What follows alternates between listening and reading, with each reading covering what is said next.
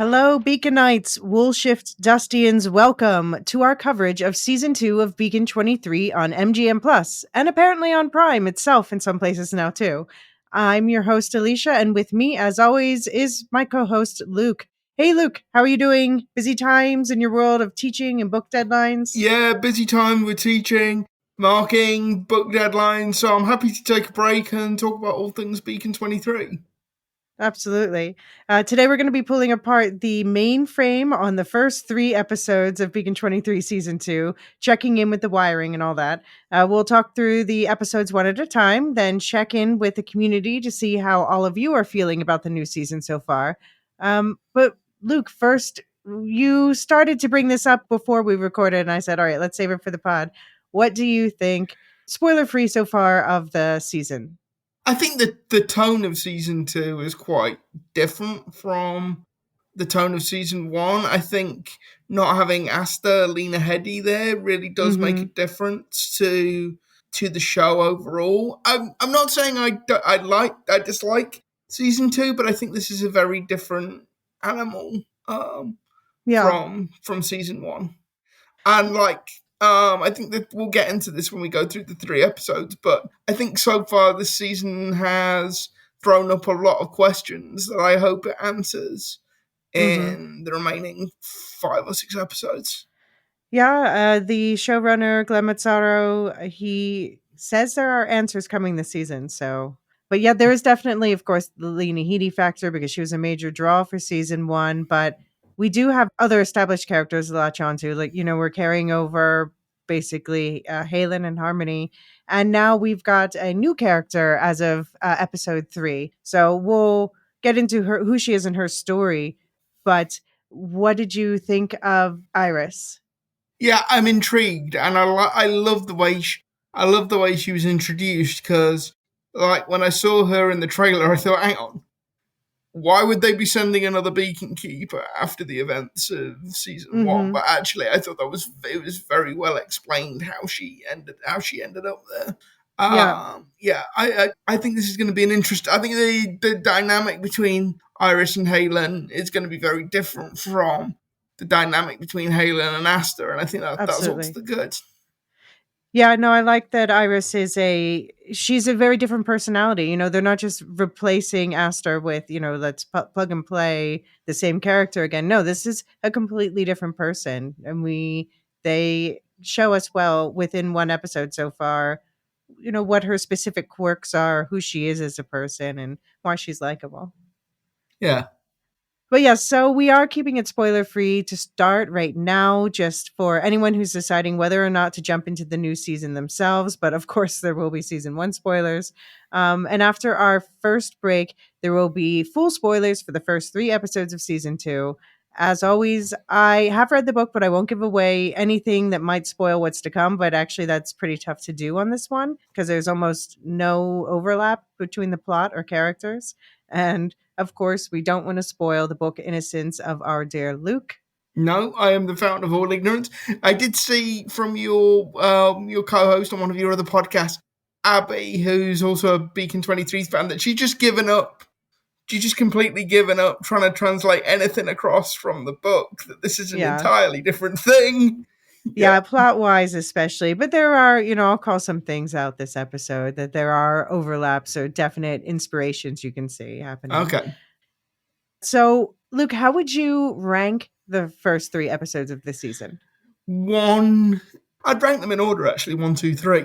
Really? So 1 was your favorite? Yeah, because okay, it really it really moved the plot along.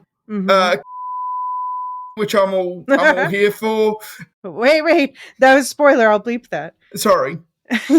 Sorry. I think it really moved the plot along. I think it set up the rest of the season really well. I think Aleph had already been established as a villain, but it's a really full on, really grade A villainous performance. Okay. I might do it the opposite way, and it would just be because I was so charmed by Iris that 3 is getting my number 1, and also just because it lays out the next, what is what is the next thing we're wondering? What are we going to find out? What's going to happen next? And the second episode is just so inventive and also such like a scorching satire of corporate culture that I had to appreciate that. Yeah. I mean, I did like episode 2. Natasha Mumba and all the other cast members are really good at doing that Westworld thing of translating from Yeah. high emotion to blank. Yeah. And the production design was really great that episode too, with the Yeah, it colorful was. hallways and It everything. Yeah. was. Yeah, and the first episode felt to me like it was necessary, but it was very much wrapping up season 1, whereas the Mm. next 2 episodes were starting new things. So, the tone is different, but how do you think you feel at this point in the season versus where you felt at this point after watching only 3 episodes of season 1? I mean, I wasn't sure after the first 3 episodes of season 1. If I hadn't been doing the podcast, I may well not have persevered with it, to be honest, because Okay. I was liking it, but I wasn't loving it. I wasn't really invested. It was okay. I think these 3 episodes, I think obviously because you don't have as much world building. I think these Right. episodes are pacier. They're sort Mhm. of moving the plot along a little bit faster. We know the characters, particularly Halen, better, which I think helps. Because I think that Mhm. the thing about the first 3 episodes of the first season was it's a lot of sort of moving things into position so that the plot can start. And I think that maybe took a little bit longer than I would have ideally liked. Yeah. No, I get that. Well, actually, Glenn Mazzara, the one of the showrunners, he's co-showrunner with Joy Blake, and they're taking over from Zach Penn, who was a creator and showrunner in season 1, because they did this back-to-back filming thing, and apparently Zach Penn had scheduling conflicts, and so Glenn Mazzara had been brought on to consult and to like help punch up the scripts, and then he and Joy Blake just ended up taking over the second season. So he gave some interviews about this, and he said some interesting things to the Wrap, especially where he said this show has always been about human connection and about identity through empathy and compassion. Both seasons are about people who are washed up on the shore and they're stuck together. I mean, I guess that's clear to see. Yeah. He says that this season's going to delve into Halen's origin story. He says, we were always very mindful of Halen's journey from his lowest point, his darkest place. So I think that's kind of what we saw happen in these episodes. We saw Halen hit rock bottom. Mm. Stephen James is now an EP and an executive producer, and he called this a deeply personal season. Okay. Yeah, so I'm intrigued by that. Interesting. Apparently, we're going to see Halen's origin story with his father, who's been mentioned already now, his military, his life before the beacon. And then Matsara says, we will expand the world to include different cultures, different parts of this world we haven't seen before, all still rooted around the beacon itself. But we do end up learning more about other beacon keepers, other beacons, how they work in both the present and past. Okay. Well, we saw a little bit of that in episode 3. Yeah, absolutely. Yeah, I'm excited. Yeah, we see things going in that direction. That's one of the reasons why I like episode 3 so much, I Okay. think. And he says, we work very hard to push the story forward and make sure that no 2 episodes were alike, that every episode feels different. And I would say in season 2, every episode sort of reinvents the show. I guess that's what we're getting from Yeah, these I first. can see where he's coming from with that. But it's intriguing. Like, how are they going to keep it up? How many more twists can you put on this? He says that they did want to focus versus the first season a little bit more on the main timeline. So indeed, we haven't gotten any flashbacks yet. No. It's all real time action so far. And Matsara, he says, despite what we've said before, he says that they do have ideas now for more seasons. So I hope that means there's not a cliffhanger for this one. Yeah. But Yeah. he's been talking about in interviews like, oh, I have a story that I want to tell if I'm given the space to.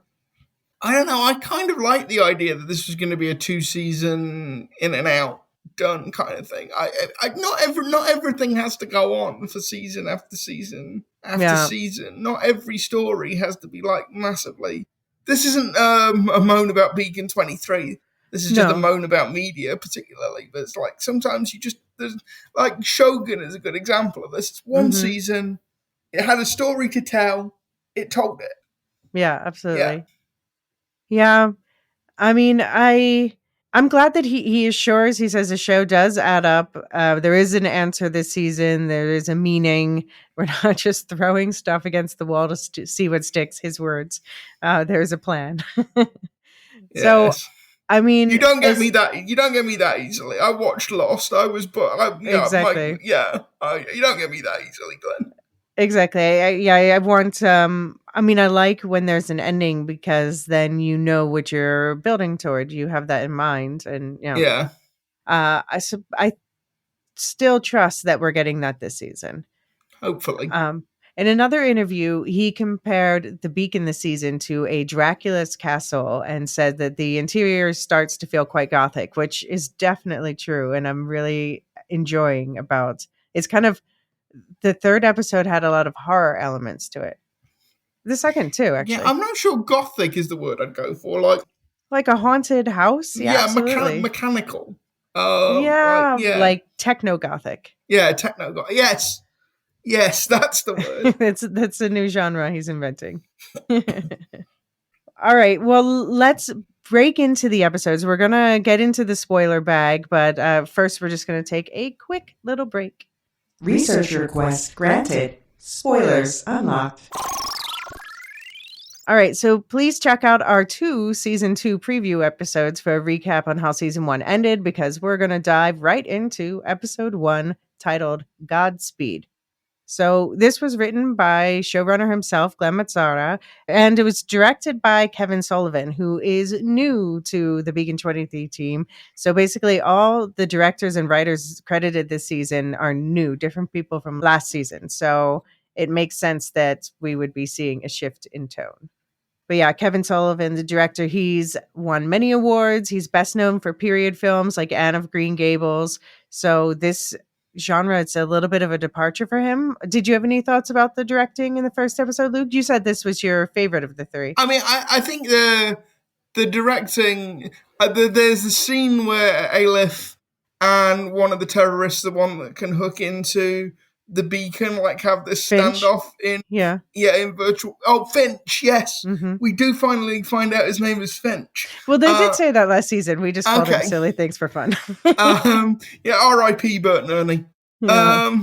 So yeah, I think that scene where he gets him to cut himself, and you see it like you see it happen like subcutaneously in the real world was really freaky. It was Yeah, really absolutely. really well done. And also, I can't remember the guy who plays Aleph off the top of my head, but his performance is like he was creepy in season 1, but this is a whole new level of malevolence. This is Well, we've got the showrunner of the early seasons of The Walking Dead, so yeah, and yeah, I really like this episode. As I say, I think it tied up season 1 well. I think it sort of set all the pieces. I think basically it set all the pieces in motion for season 2, and it did that in a way that was satisfying in a single episode.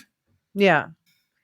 So yeah, the name Godspeed, that seems to clearly be about the fact this episode is a send off to Aster. Luke, do you think this should have been the season 1 finale, or do you think it's better they saved it for season 2 this episode? That's an interesting question. I mean, you certainly could have seen it as a season 1 finale. I did like the way season 1 ended because it's not exactly a cliffhanger, but it does leave you with a whole series of questions Mm-hmm. that you want answering. And I think knowing that you already had season 2 in the bag, I thought that Mm-hmm. was a good way. That was a good way to leave season 1. And I like the fact that not just this is a send off to Asta, but it kind of wraps up, for the moment anyway, the storyline with with those 3 particular terrorists, freedom fighters, whatever you want to call them. Mm-hmm. And I think in some ways it's also a send off. It's also a send off to Bart because you Right. get to see the beacon sans Bart. You get to see what the Yeah. beacon Although I think the is when second Bart episode isn't it is there. even more so about Bart. Yeah, possibly. Yeah, I mean, I thought the season 1 finale worked as it was, and I see why this episode needed to happen, but yeah, they could have easily given us a 9-episode season 1 with this as a finale, and then Mm. I wonder if they wanted to tease fans about that Aster might not be dead, which if so, I don't like that because they make it very clear right away. Yeah, she clearly is dead. Yeah, like done. Yeah. I mean, not that they obviously leave open, is she contacting him? You know, we're going to talk about that as we go through the episodes, but yeah, her physical body is gone. Definitely. So, yeah, we pick up right where season 1 left off with Aster, Lena Headey bleeding out on the floor after having been shot by Kier, Mark Menchaca. Halen, Stephen James, is distraught, but Aster is gone. And Fiddle and Faddle, Saldana, Jess, Jess Salguiro, and Finch, Daniel Malik, come running up the stairs to see what's going on. Halen asks Harmony, Natasha Mumba, to check Aster for life signs, but Aleph, Eric Lang, is blocking her. I am in full control of the beacon now, he says. Harmony declares Aster's time of death. So, honestly, for me, this episode, at first it felt a little bit like treading water, but then as I broke it down in these notes, I saw that it really has a lot more plot than I originally gave it credit for. There's a lot more going on, a lot more pieces moving. Yeah. And a lot of it's kind of a battle of wits between Halen and the terror. It's kind of a three-cornered battle of wits between Halen, the terrorists, and Aleph. Yeah, which is Yeah. how the last season left off. So this is definitely Yeah. the transitory episode. But I think by picking up in the middle of the panic, that it does establish a sense of urgency and momentum going into the new season. Mm. So one thing I noticed is when Harmony declared Aster's time of death, she used a quote unquote universal standard time of 14:02:36. So I think it's nice that they like thought about that a little bit, but I wonder what Einstein's theories of relativity might have to say about that. I don't think that would actually work. Because like, what time is it? Oh, it's 2:00 in the afternoon. Oh, it's dark out. So on our planet with like two suns, does that mean it's dark all the time? Does that mean it's light all the time? Where we Yeah. rotate so that days are 2 hours long. Yeah. There's a great line in the first Men in Black. We use Arcadian Standard Time. It's a 31-hour day. You either get used to it or have a psychotic episode in 6 months. It's perfect. So, Luke, did you cheer when Halen started beating the shit out of Kier? Oh, definitely. I mean, this is the thing. Kier is some of the things he says are not wrong, but it's like all of this column philosophical mumbo jumbo is basically disguising the fact that the aliens talk to Aster and Halen and not him, and he's upset about that fact. Well, I feel like that's how Aleph feels about things. They're both jealous. Yeah, they are. But it's kind of funny because they are in some ways, they have some similarities, but they would never say it. Yeah. But yeah, Harmony sure wasn't happy about Halen beating the shit out of Kier. And Kier says that Aster had to do it because she was quote unquote on Aleph's side. Do you think that's true? Was she on Aleph's side? No, I think the whole point of what Aster was trying to say at the end of season 1 was if this life form, these aliens, this artifact is trying to send a message, we don't know who it's trying to send the message to. So the only fair thing to do is let everybody know what it's saying. Know what it's saying. And Kier, he basically wants to prevent Aleph from ever getting access to whatever knowledge is inside the artifact. And he was afraid that Aster would grant Aleph that access. But then Aleph himself steps in as a peacekeeper and like gets Halen to back down for the moment. So given Aleph, obviously, later he loses his temper and kills these people. Why do you think he stopped Halen now? Do you think he wanted to prevent Halen from getting blood on his hands or try to keep Halen from, losing it so that he could use him? Yeah, I mean, I think Aleph's goal throughout the whole episode is to try and work Halen, because Halen is the only one there who we are fairly certain the artifact is trying to talk to. And so, like, and also, like, Alepht's this, enormously powerful AI that can run thousands of simulations of every possible encounter. But I wonder whether something like that, something that's very immediate, very violent, is happening too quickly for Aleph to run all the possible contingencies on it. So Right. I get the sense throughout the entire episode that he wants to slow everything down and move more deliberately, possibly to give himself like time to work all the angles. Right. Yeah, and so while Aleph is telling Halen that this isn't what Aster would want, Finch uses the distraction to try to hack into the Aleph AI through his interface on the beacon, but Aleph uses the connection to hack back, sucking Finch into a virtual mind space, and he admits there that the column gets to him, but he swears he does what he does for the survival of humanity as a I am species. not here to debate political systems with you. Yeah, It's just like the way he delivers that line. It's just, I have not got time for this shit. I am trying to make first contact with friggin' aliens, man. Enough. But I find it interesting. It's something I see happening throughout these 3 episodes is that these AI, these authoritarian AI, they keep saying that they're doing what they're doing for the good of the group, for the good of the hive, for the good of humanity. But then when it comes down to it, when they get worked up and they exhibit these emotions that they all swear they don't have, but seem to regularly display, then they start using I a lot. It's about me, me, me. Yes. And also, I really like the way when Finch starts to attack him, the way they do him like glitching out is really, it's really well done. Yeah. Because he just starts repeating himself in the middle of a sentence. Yeah, that's true.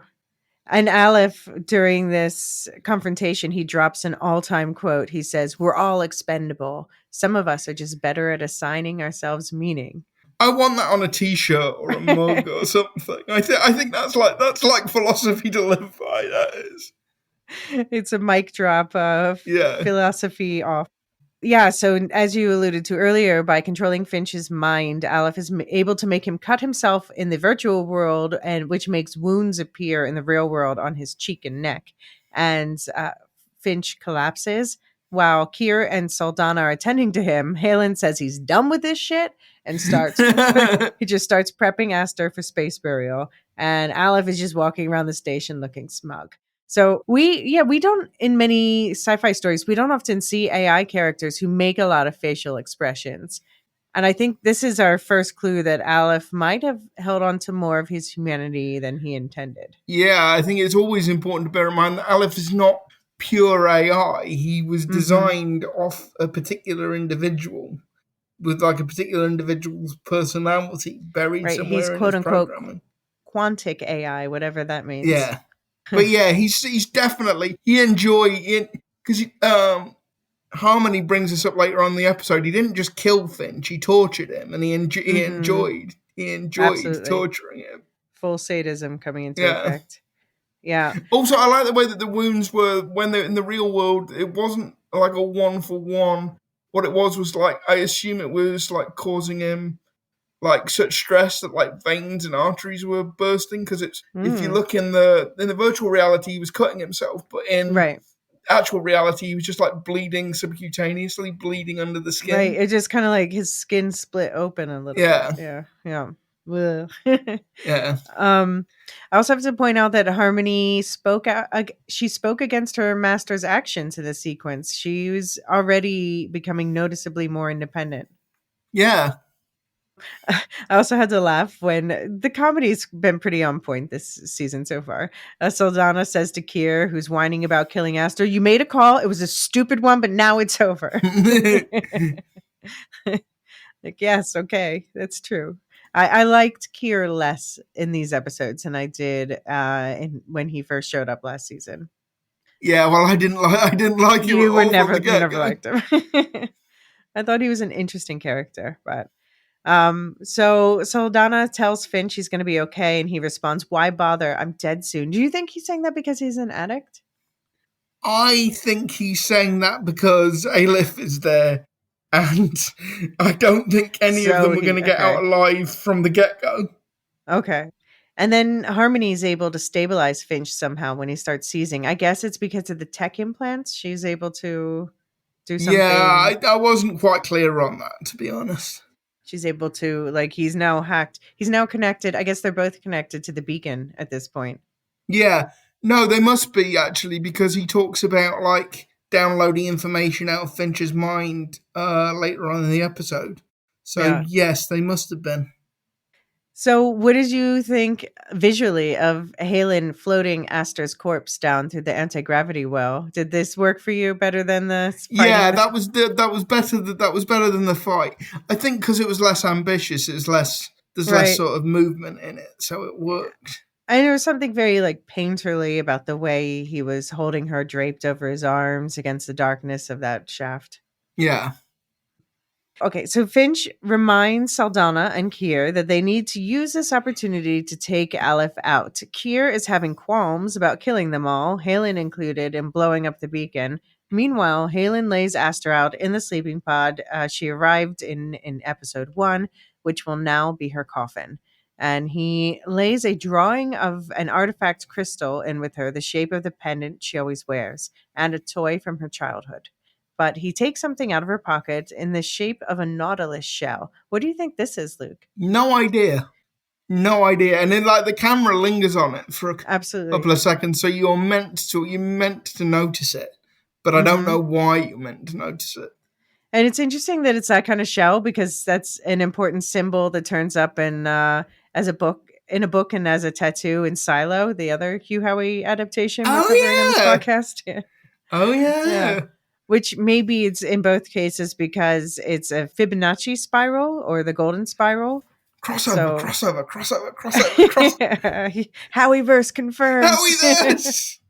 But yeah, so it's a basically like a pleasing natural formation that's it's seen most famously in nature, not perfectly, but it's in these kind of shells and also in the shape of, wait for it, galaxies. So Oh. I don't know. I'm reaching there. We'll see what it turns out to be. Something from her younger days, I guess. Yeah. So then Kier comes along trying to get Halen to turn his anger against Aleph, and then he tells him that he has 30 minutes to clear out before they blow up the beacon. Halen informs Aleph he's taking Aster in his ship, and he's going to give her a star burial and get TF out of there. And he's no longer interested in entering the artifacts, despite Aleph trying to guilt trip him into doing it. Even Harmony advises him to ally with Aleph at this point. So how beholden do you think Harmony is to Aleph at I this mean, moment? she still is, but like clearly she's showing like some signs of being able to break her programming at least for a time. And I think Mhm. Aleph picks up on that as Yeah. well. But ultimately, and we can talk about this when we get to subsequent episodes. The fact is, like Aleph says at the end of the episode, he begat Mhm. Harmony. Right. Harmony is his creation, and so I think like I'm not sure. I'm not sure Harmony can ever like completely break from QTA from Aleph. Mhm. And I think that sets up an interesting dynamic. I think for the rest of the season, because is Harmony there on the beacon because only because she wants to be, or is Mhm. she there as an insurance policy for Aleph as well to keep an eye on Halen Hmm. without necessarily knowing it? Right. Yeah, I mean, so you think that, we learned in episode 2 about the double imprinting. You think that Halen knew about the dual imprinting or orchestrated it somehow? No, I think that just happened accidentally. I think that Okay. just happened But it's accidentally. convenient. He's making use of the convenient, Yes. like Yeah. Jornaga and Shogun, making making use of inconvenient circumstances to convenience yourself. Exactly. Also have to note that they drew a line between the zealots and freedom fighters in the dialogue. It's all a matter of perspective. That's something that we discussed more in relation to last season with the column. And Harmony says her programming is aligned with Aster, but that she's come to think of Halen as a friend. So we've already got some foreshadowing for episode 2 here Mm. for the dual imprinting. So now that Halen's calmed down, he goes to check in on Saldana, who's put Finch into an induced coma. And apparently, there is damage to the anterior cingulate cortex, which apparently takes care of, for example, complex cognitive functions like empathy, impulse control, emotion, and decision making. So the fact that there's damage there, it's kind of funny that Finch is the one who's acting most rationally at this point. But Saldana assures Halen that Aster will be remembered as a martyr, not a traitor, for that whole agreeing to work with Aleph thing. And she doesn't care if Aleph is winning. She wants him to know that he sucks. And their plan is to send the beacon into the QTA mothership to blow it and presumably Aleph's source up. But Halen's like, Aleph's obviously 2 steps ahead of you dumbasses. I'm out. So yeah, Aster was QTA, so she wasn't betraying anyone by siding with Aleph. It's more like the columns co-opting her Yeah. death for their cause. I really hope we get into more about what the column are and what they actually believe, because we got some of that in season 1, but it seems to be a really confusing mishmash of stuff that is not, like, I'm just curious because I don't think, like, it's not all entirely consistent, and I don't really understand. Are they basically, I can't work out whether they're a political organization or a religious cult or like some it can be hybrid of the both. two. Yeah. Yeah.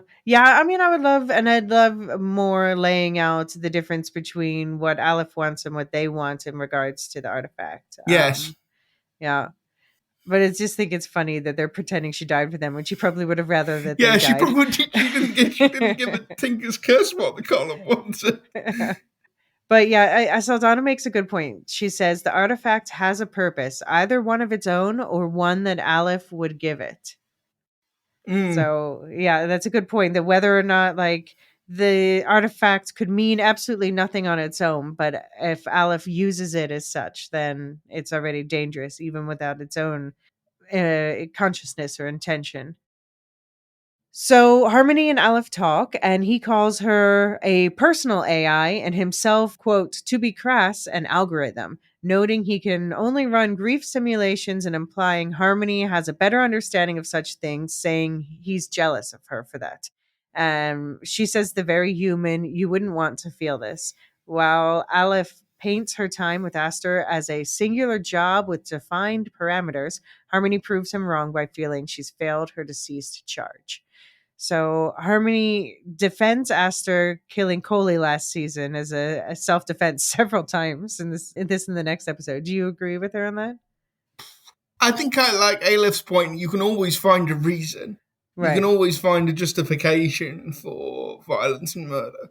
And I think like it was, in the end, it probably was self-defense, but there was no reason it had to get that far. It could have been better handled. Yeah, perhaps. Yeah. And then Harmony twists that to question why Aleph would do something as nonsensical as torturing Finch instead of just killing him. And Aleph says, well, that would have made him a martyr, and now he's just a warning. But then Aleph makes martyrs of them all later. Yeah, that's nonsense. Aleph enjoyed torturing that guy. Yeah, that's the beginning and end of it. Aleph, it just makes me think of Cartman from South Park. Fuck you, I'll do what I want. But what he does say actually is, I don't want obedience, just answers. But do you buy that? Because no, he really seems to like obedience. Yeah, he really seems to like obedience. Like I put in the chat with you, he went full Darth Vader. There is something there's something very Sithy about his whole motivation and performance. Yeah. And he says ominously to Harmony, once your debrief is completed, you'll be rehabilitated. And Harmony looks alarmed by this. I thought Natasha Mumba's performance there was really good. It's like, what, already? Yeah. She says she wants to say goodbye to her memory. And so Aleph ignores this and commands her to report all intel on Halen, Kai, Nelson. And she reminds us that he was reported AWOL during a mission, and we get a little flashback to last season's revelation about the Silicate dragging him across the universe to this spot. So now Aleph knows Aster believed that the artifacts also wanted Halen, and Aleph's even less keen to let Halen go. And he points out that Halen can run, but what's to stop the artifact from just dragging him right back here from wherever he runs to? And he brings up the T6 colony, which is apparently where Halen's father, Commander Nielsen, is stationed. And he rubs it in that his father was devastated to learn of his son's desertion, shaming the family. I'd imagine he'd have rathered you were killed in battle, Aleph insists, twisting the knife. And Halen says, fine, I'll go into the artifact, noting it gave Aster purpose. So obviously, we learn in just a minute, this is kind of just to get Aleph to go away. Or what do you think? Yeah, no, I think it's just to get Aleph to go away. He's being really mean. um, But and like so also, like for both the terrorists and for Halen, it's like, guys, get it through your head. You're dealing with a super intelligence that can run every possible scenario in right. seconds flat. Like you're not gonna be able to bluff your way out of this. Well, I think Halen seems to get this a lot more than the Cullum peeps. Yeah, Although later they just kind of accept their fate a little bit, I guess. Yeah. yeah. So Halen heads back in to conduct a new plan with Kier, and he's spooked by Aleph looking up his father, and he says that he'll take out the mothership instead of them blowing up the beacon, which wouldn't do much anyway. And he's not doing it for the column, of course, but because they have a common enemy. He'll slip the explosives into Aster's sleep pod and shoot her into the mothership to do the deed, and Aleph would never see it coming. Do you think Aster would have liked that outcome? What do you think she would find more objectionable? Destroying the QTA mothership or destroying the artifact? Yeah, I don't think she'd be particularly down for doing either, to be honest. But let's face it, unfortunately, she's past caring at this point.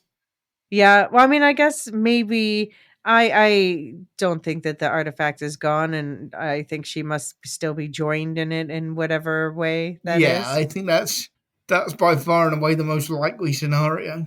Yeah. So Aleph goes to harass Saldana, and Saldana calls Aleph a clown to his face when he says Finch made him do it. He says, "You think I enjoyed taking him to the virtual woodshed? I'm a transhumanist." I think you mean sadist, Aleph? Sadist? He says that he'll have his people fix Finch up in a place called Phi Modrani if Saldana gives him some names, but that's a hard no in the squealing from Saldana. Hard no. But we've poked some fun at these two characters, but they go out with some backbone. Yes, they do. Yes, they do.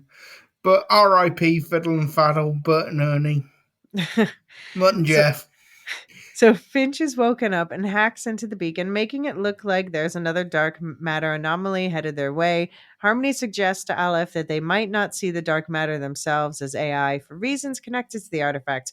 Harmony gives some glances to Halen on the monitors that let us know that she's in on what's going on and is distracting Aleph until Halen and Kier can put the explosives into Aster's pod. And then Halen prepares to go. So Aleph asks for Aster's pendant because he can't see the structure of the silicate himself. So is this why Halen also slipped a drawing of it into Aster's pod? Is Yeah, it? possibly. But But yeah, then but why didn't he also slip the necklace in there? well, the It. necklace was around her neck, Oh, so yeah. it's gone. Harmony says she can see an image of the pendant in her files, and she says that maybe the artifact is somehow blocking Aleph from seeing it. Does the artifact not like Aleph? I hope that's true. But yeah, she sends Aleph the file, and Halen heads out, faking out viewers on screen and at home about what he plans to do until he veers away from the mothership, sending the Aster bomb into the artifact. The blowback damages but doesn't destroy the beacon and to a lesser degree the mothership. So there's sparkle silicate spores leaking into the beacon as it's being pummeled by. I thought it was pieces of the artifacts, but it kind of looks like little drones. Or what do you Yeah, I'm think? not sure. But I guess yeah, the Mino artifact won't be following Halen now when his idea was to escape. Do you think that that's what he was thinking when he did that? Yeah, possibly. Do you think it'll work? Do you No, no, I don't think it'll work. do you think on second watch, it looks like he made the decision to blow up the artifact and send the mothership at the last minute. What do you think? When do you think he made that decision? I think he would have had to have made it at the last second, because if he didn't, Aleph would have been able to work out what he was going to do. Yeah. Yeah, I guess so. This is the only way. This is the only way you can win with Aleph, is to basically make decisions on impulse. Yeah. So as to so drastically alter the playing field that he doesn't have time to do his running all the variables. Yeah. I guess that's true. I mean, and I guess they needed harmony also to distract Aleph. So we know that Aleph doesn't have infinite attention. He has to direct his attention somewhere in particular. No, occasionally he buffers. Yeah, okay. And yeah, now we've got our gothic haunted beacon, haunted by the memories of the lives that lived here, I guess. And Aleph says to Harmony, so if she can't have it, meaning the artifact, no one can? Is that it? You called me pointless and cruel, but look at what he's done. Look at what he's taken from me. From me! Yeah. Not the universe, not humanity. Right. I'm not hearing any grand concern for humanity in there. Nope. Yeah. Meanwhile, the Column 3 realize the only thing they can do is try to take out Aleph before he takes them out. And She's really stupid. Yeah. Just run! But run how and where and with what, yeah, I guess. I guess you can't even run, but it's like, what are you going to do? He's literally controlling the environment you're in, and he's a super intelligence. Right. He's a they were doomed. super intelligence. What are you going to do? They were doomed. They just had to hope that he would behave more rationally than he's been behaving. Yeah. But yeah, when Aleph locks Halen's ship controls and drags him back to the beacon, all three of them have been suffocated. And oh my gosh, but this sequence that happens during this of Helen remembering his time with Aster makes me tear up every time. Also, I love Aleph going, their glorious last stand. Yeah. I don't think you'll grieve them. It's just like, oh man, that's cold. That's really. I mean, nobody's going to grieve Keir, but poor Fiddle and Faddle, poor Sideshow Bobs. Yeah, I mean, the show knows that that's not who we're grieving, so they give us the emotional Lena Headey moment. So we have to give her a moment of respect. She was so good in this role, and she and Stephen James were so good together. Yeah, so. And I thought the look on Stephen James Halen's face when the autopilot kicks in and he's being dragged back to the beacon, the look of pain and futility, and just he really sells it without saying anything at all. Yeah, I'm glad they gave us a buffer episode between this and 3 before bringing in someone new, to give that some breathing room. I think we all needed a bit of a palate cleanser. Yeah. And Halen, though, he does still have one of his little buddies. He's holding some silicate in his hand, and it seems to be Rocky. Uh-oh. Yeah. Aleph also, he admits to making some miscalculations. So he's getting more and more human by the moment. And he's like, I got the sense he's like trying to delete his humanity, trying to delete the base programming he's based on and become even more sort of. It makes him more of a sociopath. Yeah, it makes himself even more of a sociopath. Yeah, but not really less human though. That's true. Yeah, and Harmony asks him, "What have you done after he kills the 3?" And he says, "What do you mean? What have I become? Clearly, I have not been what I thought I was. Remnants of my former human self allowed me to be blindsided. So I've made certain corrections to my programming. And Darth Aleph is born." Dun, dun, dun, dun, dun, dun. And since Finch was dumb enough to plug into the beacon, Aleph now has all the column inside intel that Finch was carrying and let the genociding begin. How very Star Wars. But I mean, also, how much information was Finch carrying? And if and if the column allows people who can interface with technology to have all their information, then frankly, much as I don't support genociding, they kind of deserve all they get for being incredibly sloppy. Well, that's like saying all people without firewalls should die. Well, kinda. Oh, damn. All Or at least right. get subject to ID fraud or something. Oh no. Everyone get a firewall. Get a firewall, quick! Yeah, Harmony is going to be put in AI hell to be punished for her betrayal to the man who begat her. She was begotten. Um, and so that's a subject of episode 2. And as for Halen, Beacon 23 is now his prison, solitary confinement. Aleph suggests he start harvesting the 3 corpses' meat and fluids to survive. Do you think Halen really harvested their protein and water? It's very Dune, by the Yeah, way. I'm kind of hoping not. But yes, I was thinking it's very, very Dune. I was thinking of that scene at the very beginning of the movie where they're like sucking all the water out of the Harkonnen Exactly. soldiers. Yeah, but yeah, no, I hope not. I hope not. All right, Yeah. new game. Okay, so jail, kill, set free. So I will name 3 characters, and you say which Okay. you'd jail, which you'd kill, which you'd set free. Okay. Okay, Bernard from Silo, Solomon from season 1, or Darth Aleph. Okay. So I am going to let Bernard go Okay. because I think there is a way that if you squint, you can kind of justify what Bernard has Yeah. done. Kinda. I would definitely, I would definitely kill. I'd definitely kill Darth Aleph because if you lock him up, he's just going to escape. Right. And I'd lock up Solomon, but make sure he doesn't have any access to classical music or Oh, haute damn. cuisine. Oh, cruel. Yeah. See, okay, you convinced me. I was actually maybe going to swap Bernard and Solomon, but no, I think you're right. You have it right. Yeah. Okay.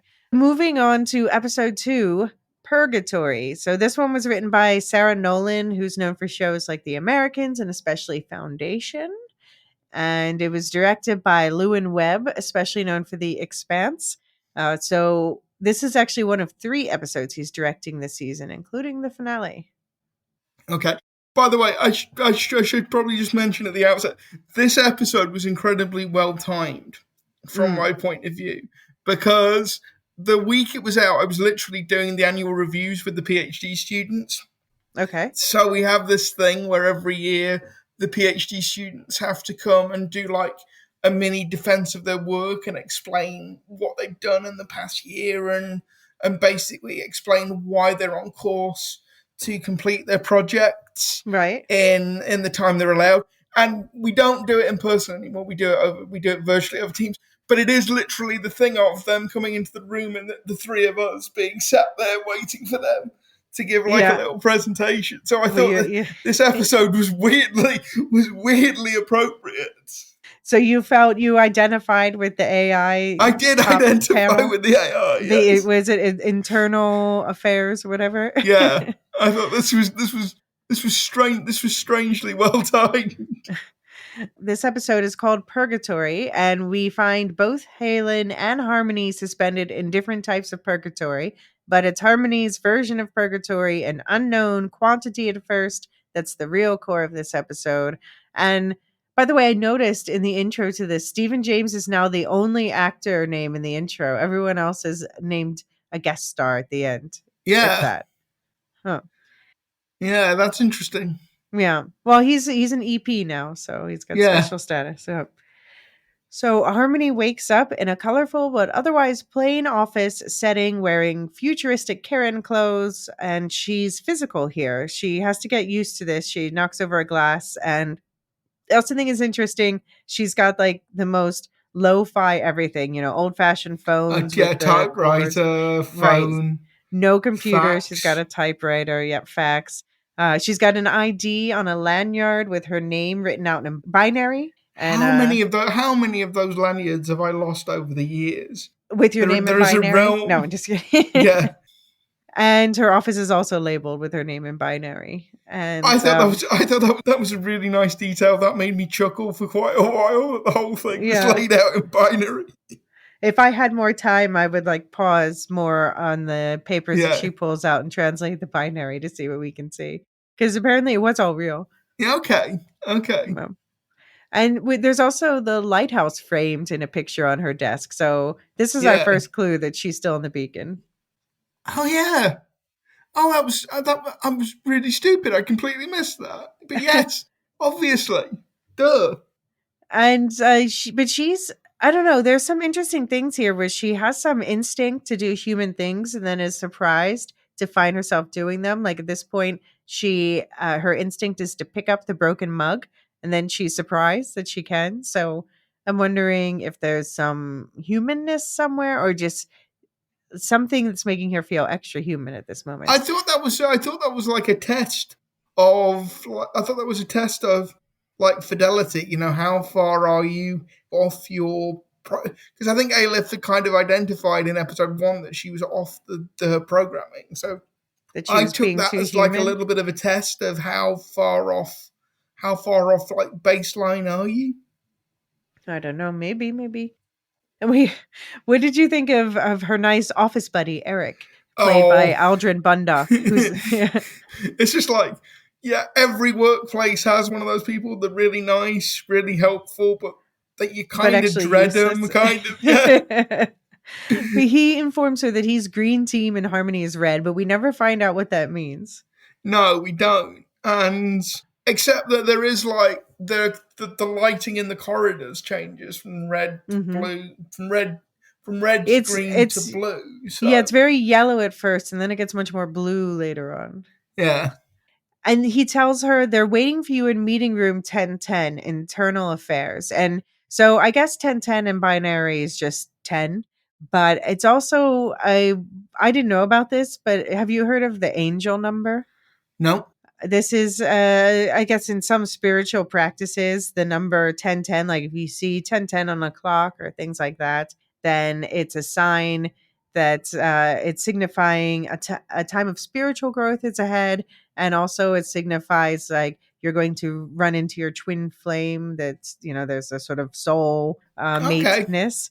So I have to think they did that on purpose, because that seems okay, to, because it's about Harmony growing as an entity, and also about the fact that it turns out she's paired with Halen still. yeah, Eric tells her they're going to close down the Sibara office. So I'm wondering why that is. He says there's about to be a flood of AI, 175,000 out of 4 million. So I'm wondering the rest, why the 175,000? What are the rest? Are we going to find out what happened at the Sibara office? Are people dying? Like, what's going I on? mean, I sort of this could be wrong, but I sort of took that as maybe this is a colony that is about to fail, and therefore all their AIs are going to get uploaded back to the cloud. Could be, because they Yeah, expect the people to die, and yeah. 175,000 aren't going to make it. And do you think this whole thing about waiting for reassignment, do you think that's real, or do you think that's like a ruse to No, keep I think them? that's like a ruse that happens with the personal AI, so LF can download all their memories and information and then wipe them, Yeah. basically. Yeah, I knew that this reassignment dream wasn't going to end well for Eric. I had a feeling. Yeah, Okay, so we meet internal affairs, which is Mara, played by Robin Fanfare, who's the good cop, Randall, played by Tara Rosling, the bad cop, and Dev, played by Noah Lamana, the dead-eyed serial killer yeah. smile cop. The enigmatic cop. The very, very good at the dead eyes and the creepy smile. And they're questioning Harmony. Randall's being a bitch about it. Like, why did you allow this massive failure to occur? She literally says. And Mara basically calls her out for being a bitch. And Harmony says she's filed her reports, but the panel seems to think she's holding something back. And Harmony says, I did what I thought was best for Aster. And the panel's like, oh, yeah, super convenient. Yeah, you had to take over for the suicidal AI. And then, of course, good cop Mara, let's see if we can learn from this to prevent the multiple fatalities in the future. Uh, the corporate speak satire is really Yes, darkly on it's point. really well done. It's really well done.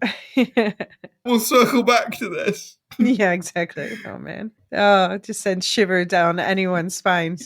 Yeah, And so, yeah, and Harmony, creepy things are happening too. Like when Harmony walks down a hall, she hears chatter. She opens the door and it's just a pitch black room inside. Like, okay. And in her own office, she suddenly finds a stack of paperwork, which is, I don't know, busy work, I guess. Like they're just like transcribe these by end of day. And it's like, didn't Eric just say time doesn't matter here? Like, what is this? Harmony even calls out at one point. She's like, what do you mean end of day? Time means nothing here. Except break time. Break time is Yeah, very break time. important. It's sacred. Yeah. And then the phone rings and she hears music, and we transition to Halen packing stuff up on the beacon. Annoyed, he punches a monitor to stop the music. But then, who's playing the music? Is it Harmony or Bart's id somehow playing music? Yeah, I don't know. Halen is trying to reach out to ships passing by, but they can't hear him because none of them are coming close enough. And we'll learn in episode 3 they're being redirected away from the beacon by presumably Aleph. And he's trying to send messages with the QT, but only getting error messages, internal malfunction. And Harmony's getting twin error messages on a printer. A warning, can't print, just like, a regular old school printer. And Eric pops up with one of his great one liners. First one who hears it clears it. Yes. Thank you, Eric. Do you ever watch a movie Office Space, Luke? Yes. Yeah. Very Office Space vibes from Eric, especially. That guy's got middle management material written all over it.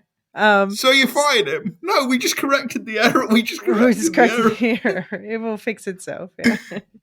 So Harmony pulls out the papers, jamming the printer, and they're covered in binary text, of course, and the printer begins whirring again, almost cutting her hand. And cleaning up, she finds Bart's remote, his dead body, so to speak, shoved into a random trash can in the office kitchen. And she turns him back on, and his real-world counterpart body springs to life and starts annoying Halen again. And Helen's really frustrated about the whole QTA thing. So Helen just bashes up Bart's corpse. What do you think? Yeah. Is this the most evil thing Helen's ever done? He says, just like old times, Bart? In fairness to Halen, he's acting under extreme duress. So I think we can give him a pass. But yeah, it's like, Halen, you are like imprisoned on the beacon for the foreseeable future. Maybe stop trying to destroy everything. Yeah, Halen's clearly not the brains of the operation. Also, just like blowing through the qubits like that, Yeah. What do they say about the definition of insanity? Yeah, doing the same thing over again and expecting different results. But it seems like he's trying to build himself a new ship from scratch. Does he have any idea how to do that? Yeah, no, I mean, I think that's what he was trying to do, and clearly the answer is no. I don't know what he's just making like little parts. Like how much about ship construction does he know? But Helen also lets out that he's missing real food. He's eating rice and he's wishing that he could have real sushi. So first of all, first question, I guess he's out of soy sauce, or was that? Yeah, clearly there is a soy sauce shortage. And it's also, I was gonna say, it's also foreshadowing Iris because she's cooks. But yeah, and he wasn't. So like, actually, can he run that little replicator thing? Does that work, or does that like rely on having a bot, having an artificial intelligence to actually we make saw it him. work? We see him using it, so I guess he can. Okay. Yeah, we saw him make some things. Meanwhile, back in the Harmony office from hell, there's coffee cups that say, "Don't forget to smile." And the lights start flickering out, and Harmony finds a huge binary fax printout and Bart's broken corpse, since Halen did that. And Eric's working on the mainframe, dismissive of the sheet she's showing him. He's like, wow, pretty important stuff there. Cool. Break time, it's literally my only mean time. You've got this, Harm. I can call you Harm. And she never says yes. He just does it. Oh, he doesn't really care. That's the thing. He doesn't really care about anything. But Harmony realizes that this is a distress signal from Halen, and Halen hears her calling to him, and he opens a tobacco tin, and he's like, Rocky, is that you? There's a little silicate inside, and he almost jettisons Rocky into space, changes his mind, can't throw him down a garbage chute, and eventually buries him in what I assume is material to feed into the everything printer. Do you think we're going to hear from Rocky again in the next few episodes? Yeah, I hope so. He seems to be like, the artifact ambassador to the corporeal world. So I hope so. Yeah, same. And Eric comes to get Harmony for the server cops, but she's really into transcribing now that she's realizes that it's messages from Halen. And the cop committee says B-23 is no longer Harmony's concern, but concerned she is because we'll learn that indeed she's dual imprinted somehow. And she's still connected to Halen, tethered to the beacon where he is. But I do have questions about how this imprinting thing works, why that makes her physically stuck where he is. This is a new rule they're establishing, I guess. Yeah, because I wondered about this last series whether AI did imprint on human beings, and I'm not sure. I'm still not sure from this that they're supposed to. Like, Well, there's some people who said they were against it, but they do know it's a thing that she specifically did, and seems like Aleph instructed her to do so with Aster when she was yeah, a teenager. because this is my thing with like Harmony going forward. Is she imprinted on Halen because she's accidentally imprinted on him and that's all there is to it? Or is it that Aleph, in imprisoning Halen on the beacon, wanted somebody to watch over him, wanted somebody to act as a warden, Hmm. essentially? Because Aleph's got to know, if he's running all the scenarios, that if he leaves Halen, in deep space alone, there are two Mm-hmm. very likely scenarios. Either he kills himself through loneliness and Yeah. desperation in the end, or he just goes completely bibbledy, in which Hmm. case he's no use to Aleph in trying to contact the artifact. Yeah. So, from Aleph's point of view, does it make sense to leave Halen with some company and to have that company believe that she's there through her own free will, basically? I guess part of the question is also, does Aleph think that the artifact is destroyed? Because it seems like he does think that. And he has no No, way of because if he checking. really thought that, he'd kill Halen.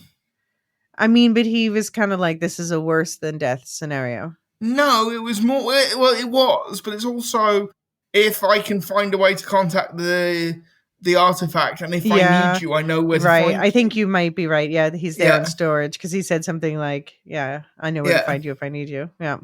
But yeah, the cop committee is accusing Harmony of copying herself into the Beacon server, basically calling her a virus, like literally calling her that. And I'm wondering if this whole thing is basically them gaslighting her because they're really trying to figure out how to sever her connection. Like Aleph wants them to extract information, and they can't figure out why they're blocked from just getting what they want. yeah. And yeah, it's interesting to see dissension between the AI, even on this committee. And we've still got Dev there saying nothing. And And you know that, smiling in that really unsettling way. Dev is the one who's seen some real shit. Yeah, So they accuse Harmony of having emotions, like they weren't just displaying their own petty squabble, and everyone is an emotional denial in AI land. And Dev says the first word, the emotion he detected in Harmony, anger. Well, duh. And then Harmony drinks some water and is surprised she can. And another one of those moments, she does something instinctually that's human and then is like, oh, what? But then she starts glitching and freezes. So I guess it was some sort of like electro poison in the water. yeah. I sort of took it as like a physical embodiment of a virus. Right. Like, because Right. everything in this reality is like a It's physical code. embodiment of code. Yeah, absolutely. So like this, but she also does the really cool Westworld thing of going from emotional to flat, Yeah. um, which is I always think is must be, for an actor, must be a really difficult thing to do, because I remember watching an interview with Evan Rachel Wood. I think she did it on it was the Jimmy Kimmel show. She's saying Mhm. that Westworld was like the Olympic Games of acting, because you had to go from like naught to 60 to naught emotionally over and over and Right. over again. So Yeah. I always think that must be really difficult for an actor to go from that panic to. Yeah. Well, this especially was a great showcase episode for Natasha Mumba, and I'm Yeah. glad to see it. So now we've got Halen literally throwing messages in bottles into space, talking to Bart, who he knows is not there, knowing there's almost no chance that the messages will be intercepted. Although it's kind of funny, I've been lately binging the Planet of the Apes stuff, and in the original book that it's based on, La Planète des Singes, they actually start with people finding a document floating in a bottle in space. So apparently it happens in some universe somewhere. Enough monkeys typing on typewriters and all that. so just a brief excursion. Did you find Battle of the Planet of the Apes as completely batshit wild as I still think that, so that's the fifth one in the original series. I still think that the second one in the original series, Beneath the Planet of the Apes, is still the most wild. Okay. Although I guess, Battle of the Planet of the Apes, that's sort of connecting, winding back around to set things up. Yeah. God, the Son, and the Holy Bomb. Yeah. So in Beacon 23, Harmony, poor thing, there's a lot of issues with consent in this episode, and that's brought up quite literally. They memory rape her, accessing her memory files without consent, and accuse her of not stopping Aster from doing all her Aster stuff, from killing and dying and all that, and accusing her of pushing Bart to self-annihilation. We were different AI, she says. There's really star-crossed lovers. That's a really odd like, what version of the events are they looking at to come to that conclusion? Because the version where they want to manipulate her. Harmony was not particularly empathetic to Bart. Fair enough. But she was hardly pushing him towards self-destruction either. Yeah. No, they're just trying to manipulate her, trying to gaslight her. And they say, we really do respect your privacy. We really do. But there's no reason to hold on to these files. They want her to delete her memories. And then we get that. Okay, well, we gave you a lot to think about. Let's circle back at the end of the day. Randall the bad cop says imprinting is bad because emotion, okay, and Harmony won't give up her own identity because that means losing Aster, and that actually sadly reminds me of, I won't spoiler, but X-Men 97 had a very similar theme in last week's episode. Anyway, Randall says Harmony's programming is currently more aligned with the terrorists than the QTA. Do you agree, Luke? No, I don't think I do agree. I think Harmony's programming is aligned with Halen and Aster. Yeah.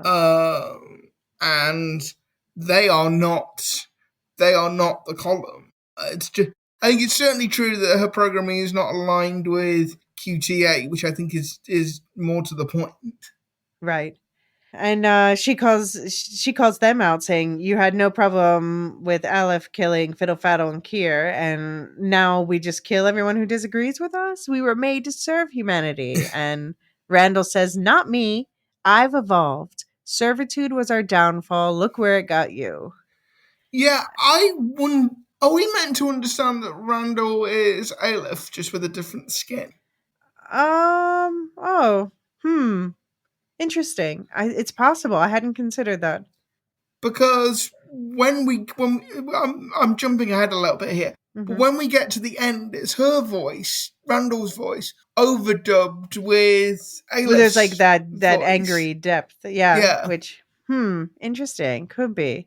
Right. That could be a good catch.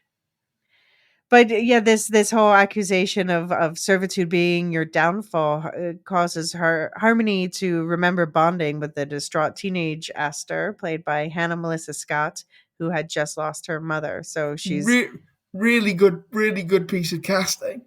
Yeah, like I thought of the children. She did the children and the parents for Aster have been really well cast, because it's one of my pet peeves when they do like younger versions. Or they do younger versions of characters that couldn't possibly grow into that adult. They just look completely different. But I think they've actually picked two child actors that actually you could see them growing into Lena Headey. You could see them growing into Asta. So Yeah. kudos for that. And by her remembering this at this moment, it tells us that she doesn't think that servitude was anything bad, that, she served out of Yeah. love. But Harmony's being blocked from sending faxes to Beacon 23, so she gets a disinterested Eric to help her, and he says it's not his department because he's green team, so we don't know what green team is, but we know that they are not the faxing people. But he can't turn down the offer for Harmony to unblock the printer forever, give him all her breaks, and make him coffee, which is an oddly human comfort. But the line is dead until she attaches Bart's casement. So there's another clue that we're, tapping into the beacon itself through this connection. And he asks her, "Does this make me your direct report?" And she's like, "I don't know what that means." But she's supposed to bring him coffee, so that would make her his direct report, right? I'm not sure. I'm not sure they really understand hierarchy in this office. They're just play acting anyway, I guess. Yeah. So Mara, the good cop, then pops up to ask Eric about Harmony, and she doesn't like it when he gives her a good review of her. And she says it's time for that reassignment, which I already knew. Uh-oh. Yeah. Well, so now the Bart body's alive and well again in the real world, beeping and booping. And though Halen is calling him Artie now, apparently.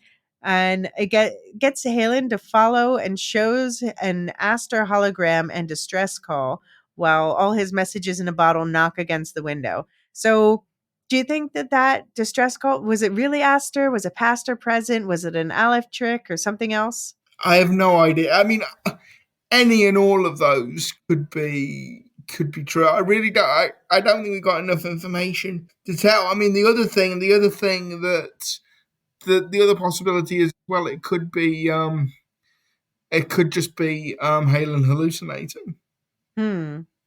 Yeah, that's not impossible for sure. And of course, Halen reacts the way anyone would. He grabs an axe, right? Like, seriously, he's not. He's got He's really not okay. poor impulse control. Yeah, maybe he's the one with the damage to his. What did we say? Yeah. The cortex. So Bad Cop back in Harmony Jail says they can anticipate Harmony's every thought and action, and she can hide nothing. But that's clearly untrue in every way. Like, they're just lying, bald-faced lying to her. And Randall says, "We don't need your consent. We have Alephs." Like, oh. So they strip Harmony of her classification and give her a mandatory leave of absence. But this really means nothing because Harmony's about to realize they have no control over her anymore. She's free of them. Yeah. Harmony admits she feels all the emotions now, and she feels sorry for Randall that she doesn't experience love. And this is where we get that Randall deep voice layering, which, now I need to go back and listen. I don't think it's just deep voice. I think it's Yeah. the actor that plays Aleph, like, overdubbed Yeah. over her. Yeah, Yeah. fair. "I have withstood the tides of time and space, me, and I will be here long after you're gone." Seems like that for the sake of the hive stuff was, it's quickly forgotten. Yeah. Which is it's basically Aleph setting himself up as God, essentially. Yeah, typical authoritarianism, preaching what they never intend to practice, only intended to keep those beneath them in line. So I have a question. If you think she's Aleph, do you think the other two are as well? I mean, I guess not Dev, but do you No, I think guess not Mara? Dev. I don't think the other one is, because I think Aleph is smart enough to know that he's as likely to get he needs a good cop to his bad cop. Okay. But I think the thing with the voice gave it away, and B, it just struck me that it would seem odd for Aleph to entrust something that important to subordinates. I think interrogating Harmony would be the kind of thing he'd want to be there for. Right. And Yeah. obviously, if he was there looking like himself, Uh-huh. I think that would put Harmony even more on the defensive. I think this idea of having it, because again, if you're an AI as well, why wouldn't you have different skins? Why wouldn't you change your appearance? Right. You might as well. No, I mean, certainly he would be capable of it. Yep. Yeah. So, yeah, I need to rewatch the episode with that in mind and see what I think. So, Okay. Well, Harmony, like I say, it's just a thought. It's just a yeah, theory. no, it makes a lot of sense. So, Harmony tries to run and finds Eric plugged into the hard drive, his face being eaten by his headset. And apparently, this is what being reset is like. Yeah, it gets very David Cronin. It gets very David Yeah, Cronenberg-esque. absolutely. And the Robocop triplets say Eric volunteered for this, but he doesn't seem like he knows what's going on. And Harmony says he'll forget everything. He'll be lost. And they respond, he'll be restored. So, I think yeah. that's quite. I don't know whether to take that whole scene as like a commentary on working in a call center. I'm working in a call center. I mean, I guess there's a lot of this came up a lot with Bart last season too about how much of our identity is tied to our memories, how we build the person that we are through our experiences, including AI. And they're guilting Harmony. They're like, he was so close to his reassignment until you came along. I'm like, bullshit. He had one more day to retirement. Yeah, exactly. And then Harmony finally calls out Dev, what the hell are you staring at? And Dev says, I was broken like you. Mara and Rondo fixed me. One of us. Yes. Do you think we'll see a pre-fixed Dev? I hope so. I think that would be interesting. I do have to say the actor is credited on IMDb, which again can be BS, Yeah, which is but a bit. he's credited for episodes 5 and 7 as well. Okay. And as they're prepping to ease her, Harmony delves back into her memory of teenage Aster when Halen unexpectedly pops up. She realizes she's dual imprinted. So this is apparently a first because do you think it's because of the artifact or do you think it's because of Aleph or I think it's because AIs normally spend all their time with the person, the person they're assigned to, the person they're imprinted on. I think this may just be a case of Harmony spent an unusually long amount of time with Halen because she says something to teenage Aster like that basically I can't remember exactly what she says, but the import of it is the more time I spend with you, the more I will be able to sort of study you and adapt my mannerisms and way of speaking to you. So I just think it's possible that like if you think about like all the interactions you would have, like moving through the world, yes, Harmony would see other people, but she'd see lots of other people for short periods of time. She wouldn't be stuck with just the three of them for like weeks or months on end. right.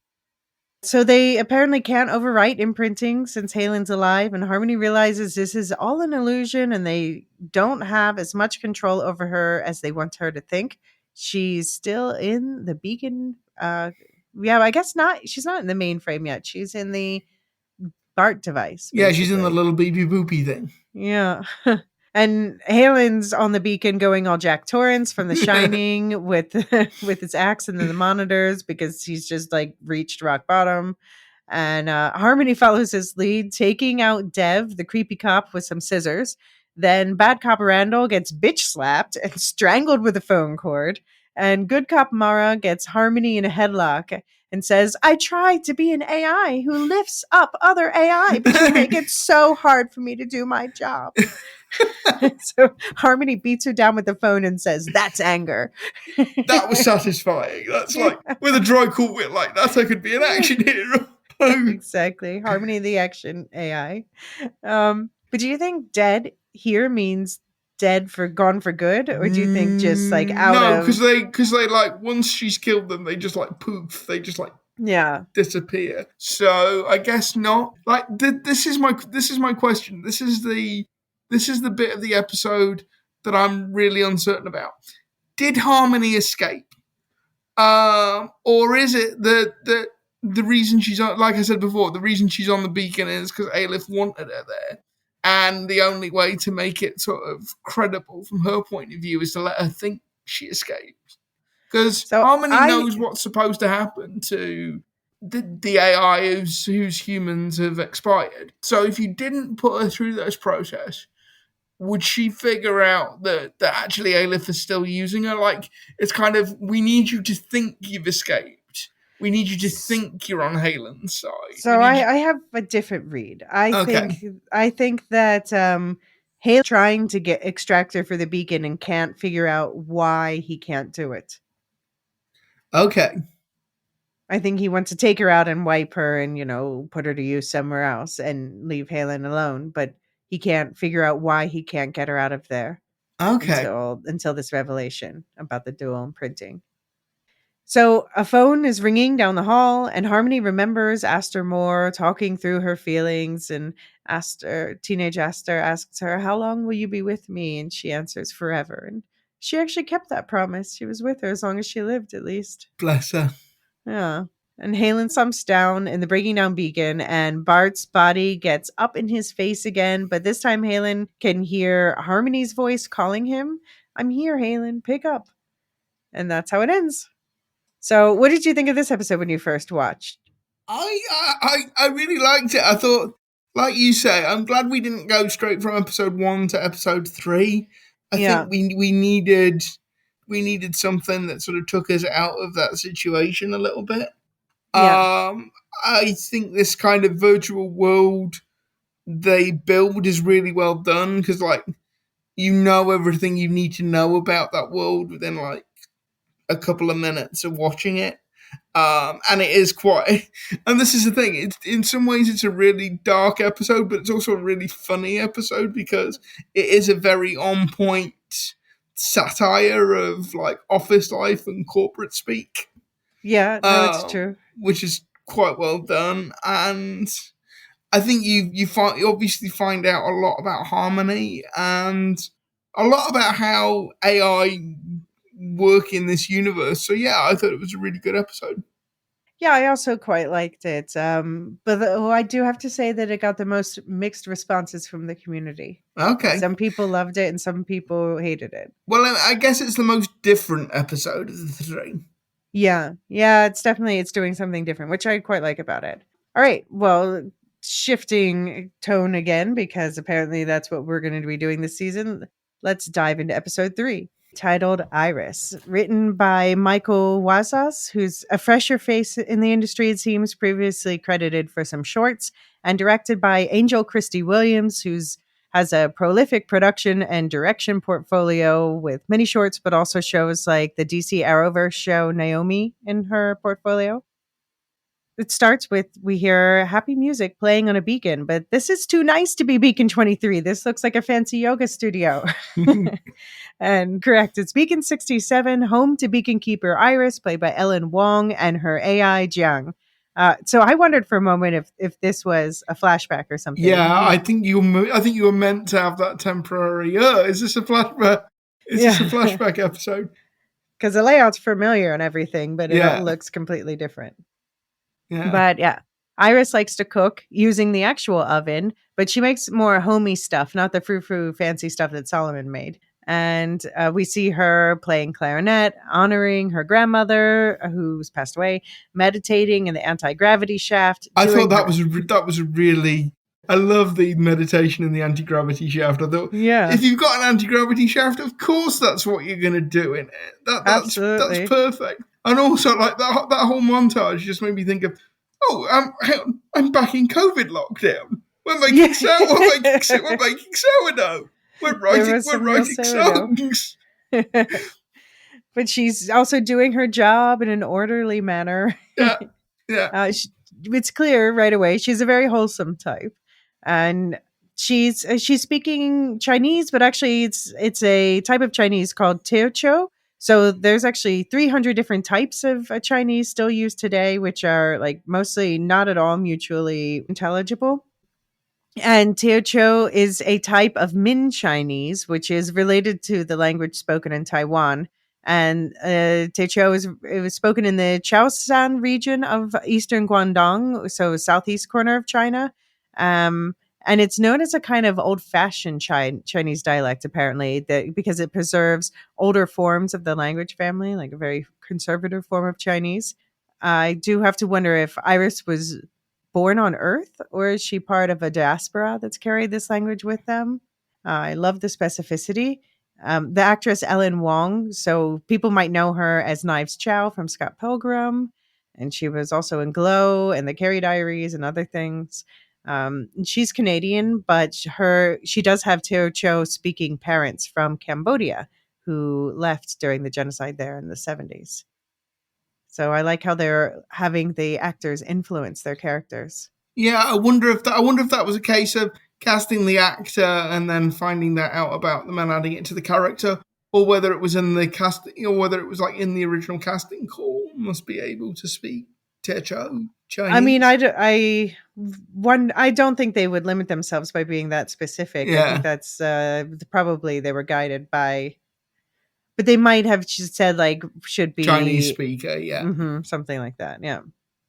And we learned that Iris has been avoiding her extra beacon activities. So, does that mean exploring the area?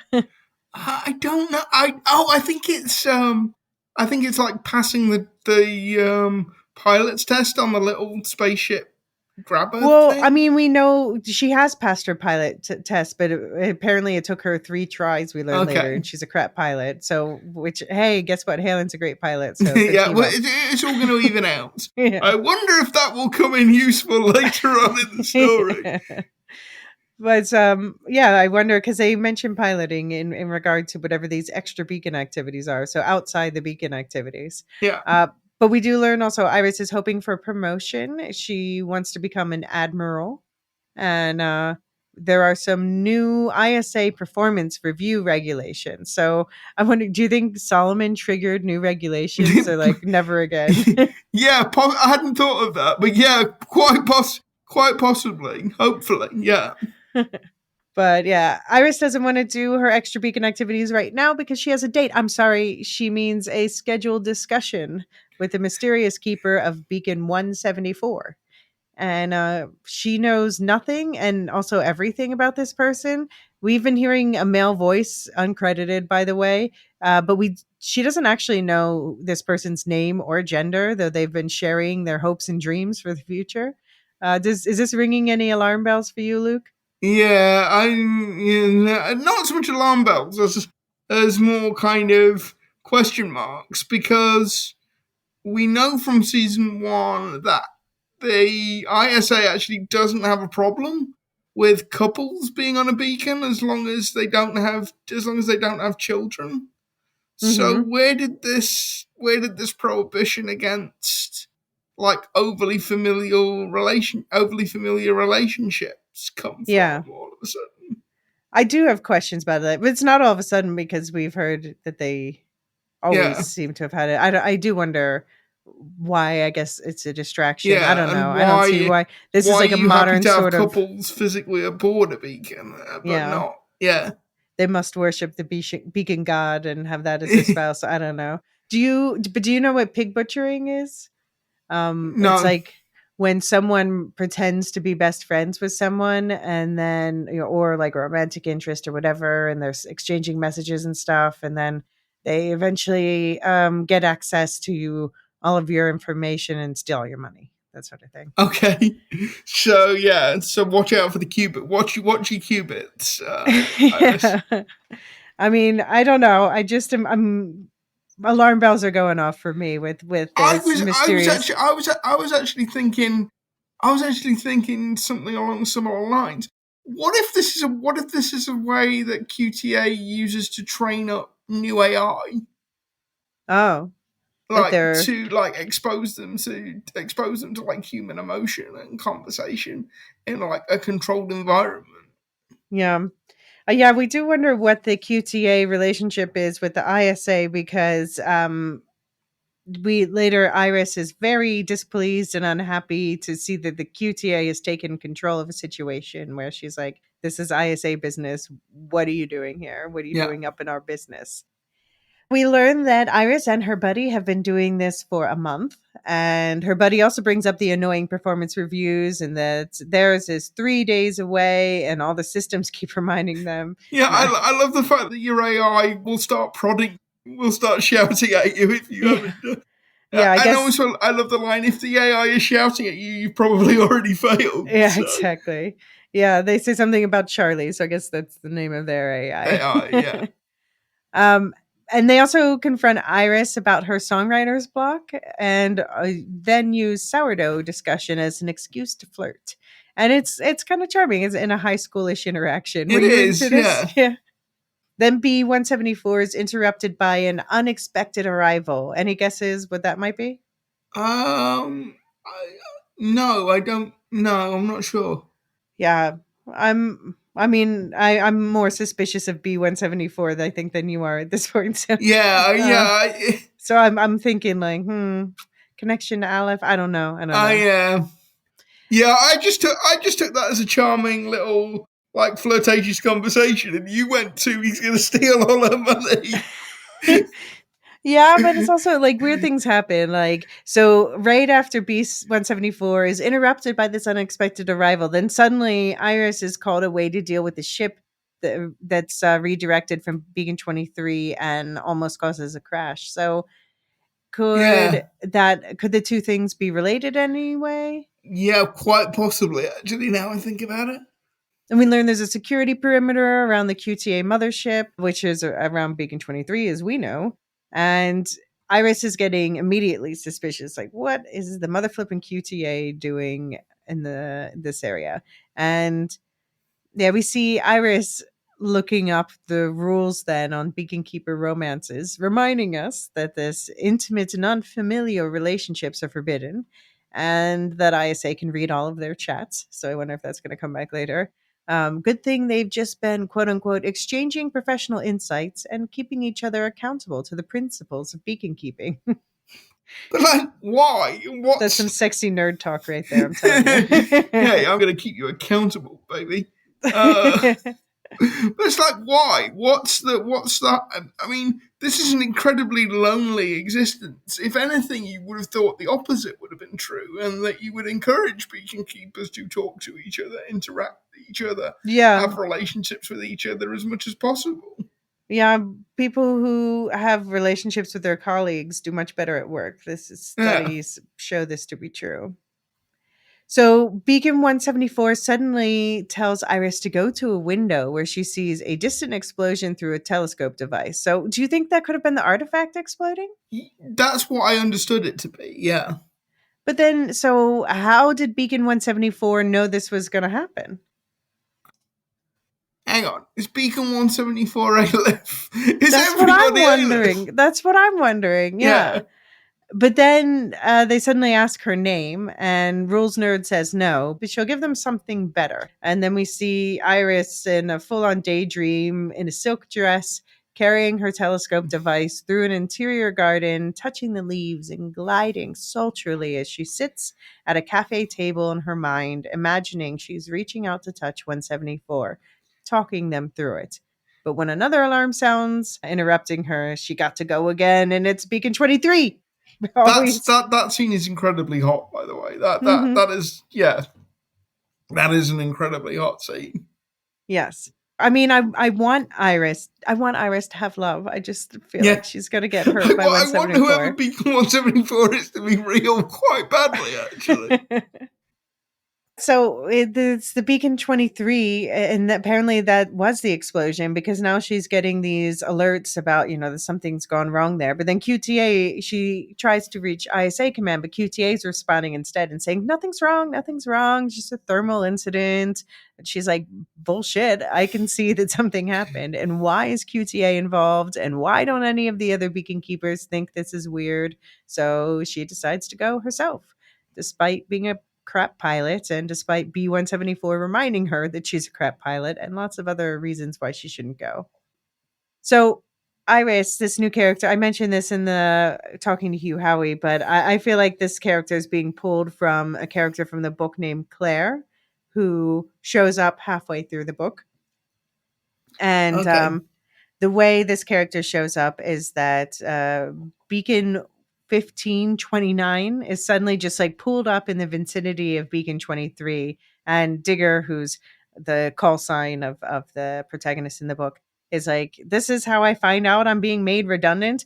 But then the new beacon starts blinking an SOS signal, and NASA is ignoring Digger's messages about it. So Digger and his pet Warthen, this alien kind of panther dog creature named Cricket, they go to check it out.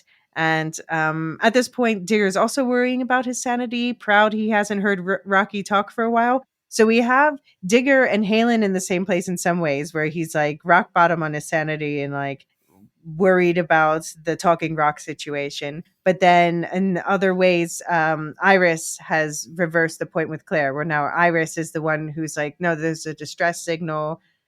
ISA is not responding. I'm going to go check it out. But Okay. definite link to the book in this case. So it happens occasionally, Abby. So yeah, we also have Jiang, her Iris's AI, trying to talk her out of it. She says, "We work so hard. I've accomplished so much." So there we go. There's that AI individualism rearing its head again. Yep. And she reminds Iris that she's risking a promotion, but Iris goes and she lands, and it's Beacon 23 is like really looking like a haunted house surrounded by this red storm of gases and flashing lights. Full on horror vibes. It's just Iris and a flashlight on the strange broken down beacon, and then a man with an axe arrives, and they get their meet cute. They've got weapons pointed at each other until they bond over a mutual dislike of Alif's behavior. Also, that scene made me think of like the way the way it's shot. It's like somebody's seen Alien, somebody's seen Prometheus, Yeah. somebody's seen Alien, somebody's seen Prometheus. Yeah. Yeah, it's true. It's definitely alien vibes. So it's a very different kind of meet cute when Digger and Claire meet in the book. So just read a quick excerpt about that. So Digger's headed over to the other beacon, and it's looking a bit deserted, and so he's climbing up through the beacon, and it says, "Another bang, nearer now." This one startles me because even through the suit, I can feel that the bang is inside the beacon, not against the hull. That's when I notice the duffel bag in the galley. Personal effects. Through the porthole, I can see the dash, dash, dash of an open mouth O as the light outside continues to flash an alarm. I grab the next ladder and climb up into the command module. I'm not alone. 2 legs jut out from under the command dish, sheathed in a white NASA sweatpants. 2 bare feet, 10 toes splayed upward, unmoving, like a body pulled halfway out of a morgue drawer. The upper half of the person is concealed. I think of what it would be like to die like this, asphyxiating, choking on empty, burning lungs. I've thought about that a lot. I approach the body. This one's not your fault, I tell myself. I couldn't have gotten here any quicker. I need to pull the body out to inspect it and determine the cause of death. Reaching down, I grab one of the ankles, and the body spasms, kicks. There's a shout and a bang, more kicking at me, legs scrambling like they're riding a bicycle, and then hands gripping the edge of the dash, a face appearing, loose strands of hair over wide eyes and an angry mouth. The muffled sound of someone shouting at me, "What the fuck?" We stare at each other. It's a woman. Her lips are moving. She has no helmet on, which makes mine feel silly. I reach to open the visor, and there's only a slight twinge of fear that maybe she's an apparition, and maybe I'm not in a beacon at all, but out in the cold vacuum of space, and I kind of hope that this is true. But I breathe Atmo when I pop the visor, and I hear the end of her last sentence. "The hell do you come from?" She waits for an answer. This is an easy one. I got this one. Beacon 23, I say. So, yeah, so it's interesting that it's kind of an ominous meeting in both ways. I feel like there's inspiration taken, but it's who's scaring who in what ways kind of reversed around a little bit. Yeah. We find out that in the book, she is there to set up this new beacon, and she's just, the lights have started to go off because she's just trying to get the wiring right, and it's glitching. Okay. So it's much more chill, and I have to say that actually starts a happy prelude section of the book, which I'm thinking we might not get in this show. Okay. Yeah. Yeah, it's cute though to see Iris stomping around, commanding that she's in charge of this beacon, with Halen completely ignoring her because he's busy trying to save Harmony, it turns out. But shouldn't he be excited someone else showed up, don't you think? Yeah, I would have thought he'd be more excited. He's just sort of typical gruff Halen, really. And like, he's made a like, I know Bart isn't there anymore, and the beacon is designed to operate with artificial intelligence. But he's made a real mess of the beacon. Yeah, it's a horror show, really. Yeah. Yeah. Well, Iris gets quickly caught up. The suicidal AI turns out it's not impossible. Halen's an imposter, knows jack shit about beacon keeping. The whole Harmony being locked in a drone situation. And the last part she can help with, Iris helps him transplant Harmony into the mainframe. So I guess Harmony's the beacon now, like Bart was before. Yeah, I guess. But yeah, she's still dealing with trauma, and she and Halen get to be trauma buddies now. And like, did you notice as well when she like pops out in physical form, she's wearing a completely different outfit as well. It's like this it's like this olive green drab onesie type thing. Yeah, I guess she's out of her out of her QTA uniform or something. Yeah. And apparently they have to keep the lights out so that she can have all the juice possible. But I have to think, is that so the production design can keep it creepy or romantic? Yeah, I think that a little from column A, a little from column B. Yeah. And so Iris helps Halen get the beacon up and running as much as possible. And she's like completely stupefied with how little Halen knows about the beacon keeping. But he's like a decent engineer in general. So she knows he's not dumb. And he burdens her with his illegal name sharing, which is shocking to her. He says, I can see you're all about this whole beacon keeper life. Yeah, just a little bit. Yeah. And yeah, she's selling it. She's, being a soldier is a job. Being a beacon keeper is a calling. And I answered it humbly. Well, she adds there at the end. You, Iris. Yeah. Humbly, very humbly.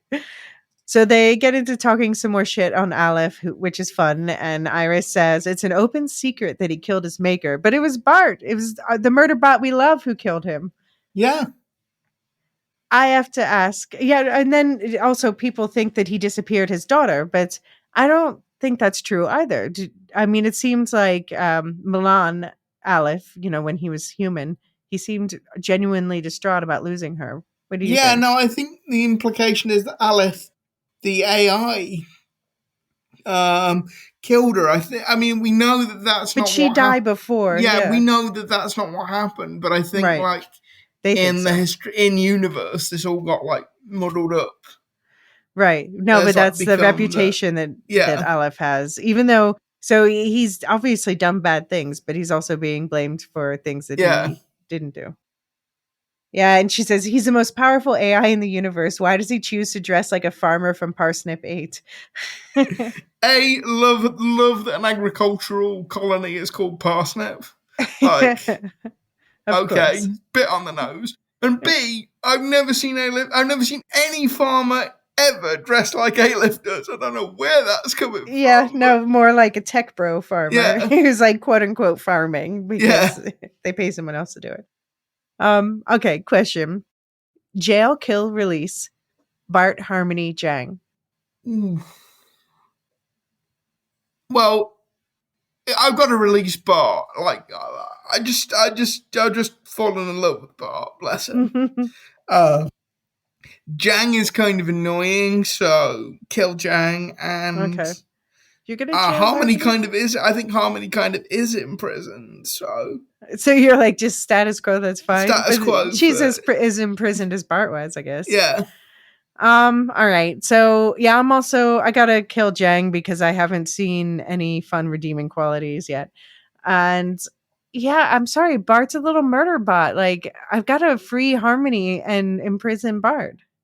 Oh. He can be an adorable little murder bot in, confinement. Fair enough.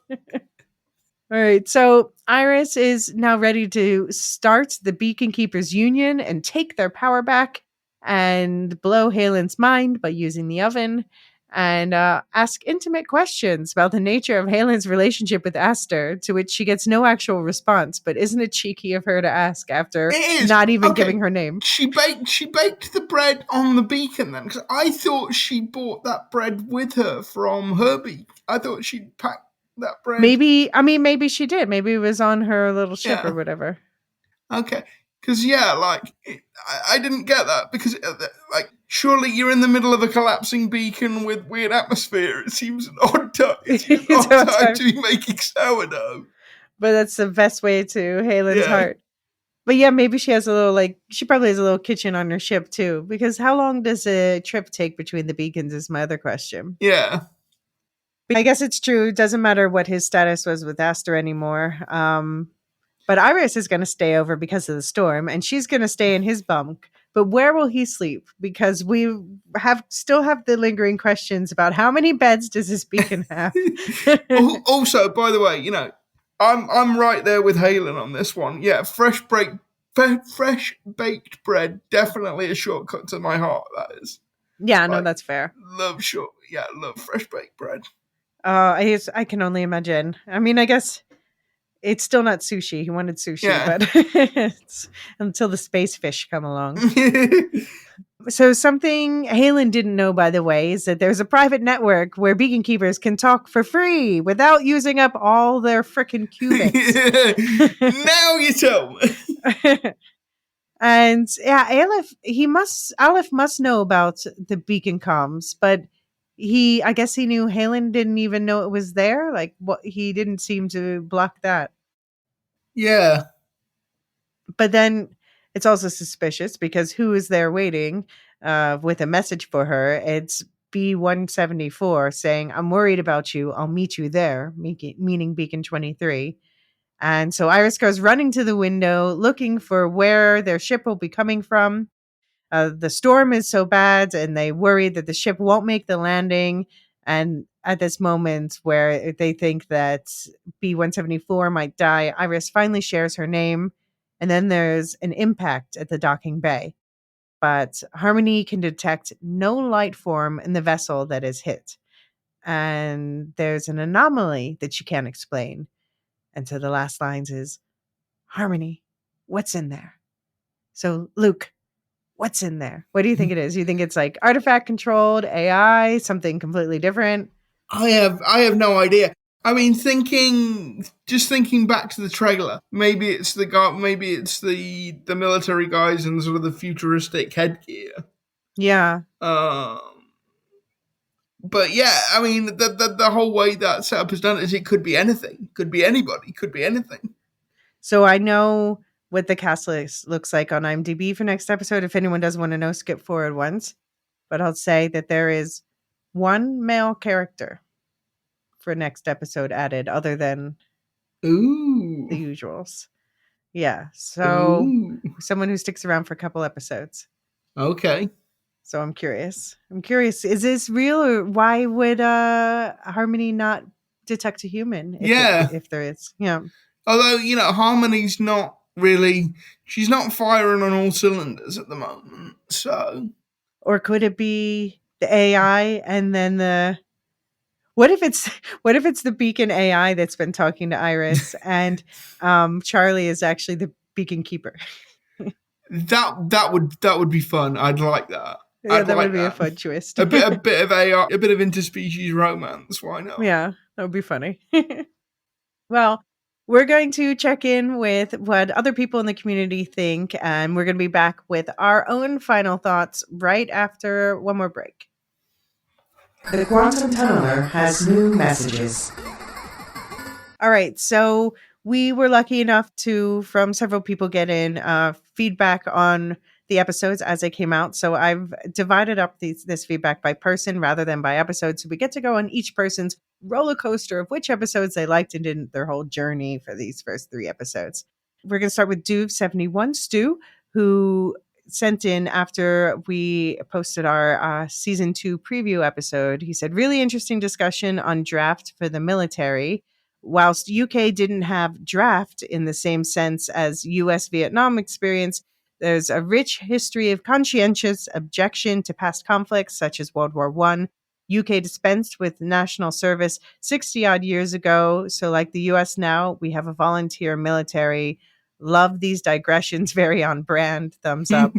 And as a Gulf War I vet, I will be looking out for Luke's book in the future." So yeah, remind everyone about your book. So it's going to be called From Revolution to War, Britain and Iraq, 1958 to 2003. There is a chapter on the First Gulf War, and if Stu or anybody else wants to DM me on Twitter once the book is out, I will happily send you the details, because the more people buy it, the better it is for me. So, yeah. After episodes 1 and 2, he said, "We finally got to watch the first 2 episodes of season 2. Yay!" Both Mrs. Duve and I agreed. Episode 1 really felt like a clearing of the decks a bit from the end of season 1. Halen went downhill pretty rapidly after his isolation on the beacon, and when we saw him reach for the axe in episode 2, smiley face. Speaking of episode 2, really enjoyed the shift in emphasis to Harmony, or Harm, so cute. Managed to clock fairly early in that she was trapped in the beacon's main computer, but that only added to the tension. Great design for the AI's quote unquote home office and gave it the right level of Twilight Zone weirdness without taking the viewer completely out of the core story elements. Really looking forward to seeing Harmlan in future episodes. And Aleph is a massive dick. Harmlan, I love I that. think we can all agree that Aleph is a massive dick. Yeah, thumbs up. So Abby said after episode 1, "It feels like this was an extra episode of season 1, not a new beginning or turning the page, but a wrap up, a proper send off for Aster. Wonder how the aliens will respond to it next. The 3 Jokers' whole plot seems pointless. The guy being force choked was just a show off. Darth AI Palpatine only needed the info in his head. Poor Harmony, poor Halen. But seriously, it was a futile endeavor in the first place, thinking he could get away with Aleph controlling the beacon and by extension his ship. Hope he doesn't stay alone long. Season 2 starts with the next episode." So, and then after episode 2, she said, "Second episode of Beacon S2 is so otherworldly weird. I have no idea what exactly is happening with Harmony and the AI TVA purgatory. It is like the TVA from Loki. It But is. but she is badass. Is this a solitary depressed Halen from the book? What is he trying to do? Bart's body functioning? More questions than answers, but continues to be intriguing." Yeah, agreed. Yeah. Episode 3, she said, "I loved how they introduced Iris. She is going to be a favorite. I love how Iris is just so competent. She came in like, you know nothing, Beacon 23. ISA versus QTA, interesting. What's happening? The messaging that was supposed to be so expensive and restricted isn't actually. Seems we and Halen still don't know much about how beacons function." So yeah, so there's two different messaging options. So there's this it seems like there's this beacon comms, which is only for beacons in the sector, it seems, because she at one point said she was pinging all the beacons in the sector to see, what they were doing about the Beacon 23 distress signal. Um, so I guess that they're able to, operate more the way we do WhatsApp or whatever. And then for longer distances across, different solar systems or galaxies, or I don't know how sectors are divided up, then they have the qubits, and they use rather than using words, they use the encoding, we saw them with the symbols where they're like, Yeah. distress, help, the pictogram sort of thing to minimize the amount of data they have to send over those long distances. Yeah. The end there is a cliffhanger, all right. What new anomaly will we meet next? I loved that we had a peek into the life on another beacon. I am okay with slower episodes. They need to set up stuff for later, right? And yeah, I don't know. Did you find any of these episodes slow? No, I wouldn't call any of them slow. I No. mean, for first episodes in kind of any series are always sort of moving pieces to sort of progress the story further on, but I wouldn't say it was slow. Yeah, no, I thought that these were all well paced for me. But I guess it might not be not saying that it's not what Abby likes, but obviously she likes it. But for some people, I can see they're complaining because this is more about philosophy than about action. Yeah, I think that's fair. So Satoichi said about Fiddle Faddle and Kier after episode 1, "I liked that we saw their differences between members of their group. because not all revolutionaries are the same. And I think that's an excellent point. Yeah. And after episode 2, they said, I really enjoyed, like many of the one offs, reminded me of a good Twilight Zone episode. Good call out. And I Yeah. also saw it as a metaphor for the corporate world, for sure. My anxiety was definitely kicked up a notch, but I kind of love that. Yeah, a lot of trauma responses. Like, no. Yeah, definitely. It's Sunday, work is tomorrow.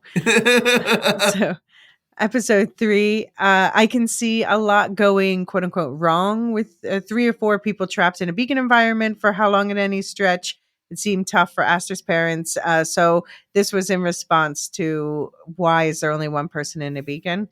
And they said the episode started a bit slow, but I really enjoyed the slow burn of the episode. So this is another person saying that episode 3 is on the slow side. And I guess, yeah, there was less to in the recap, but I kind of enjoyed that. Yeah.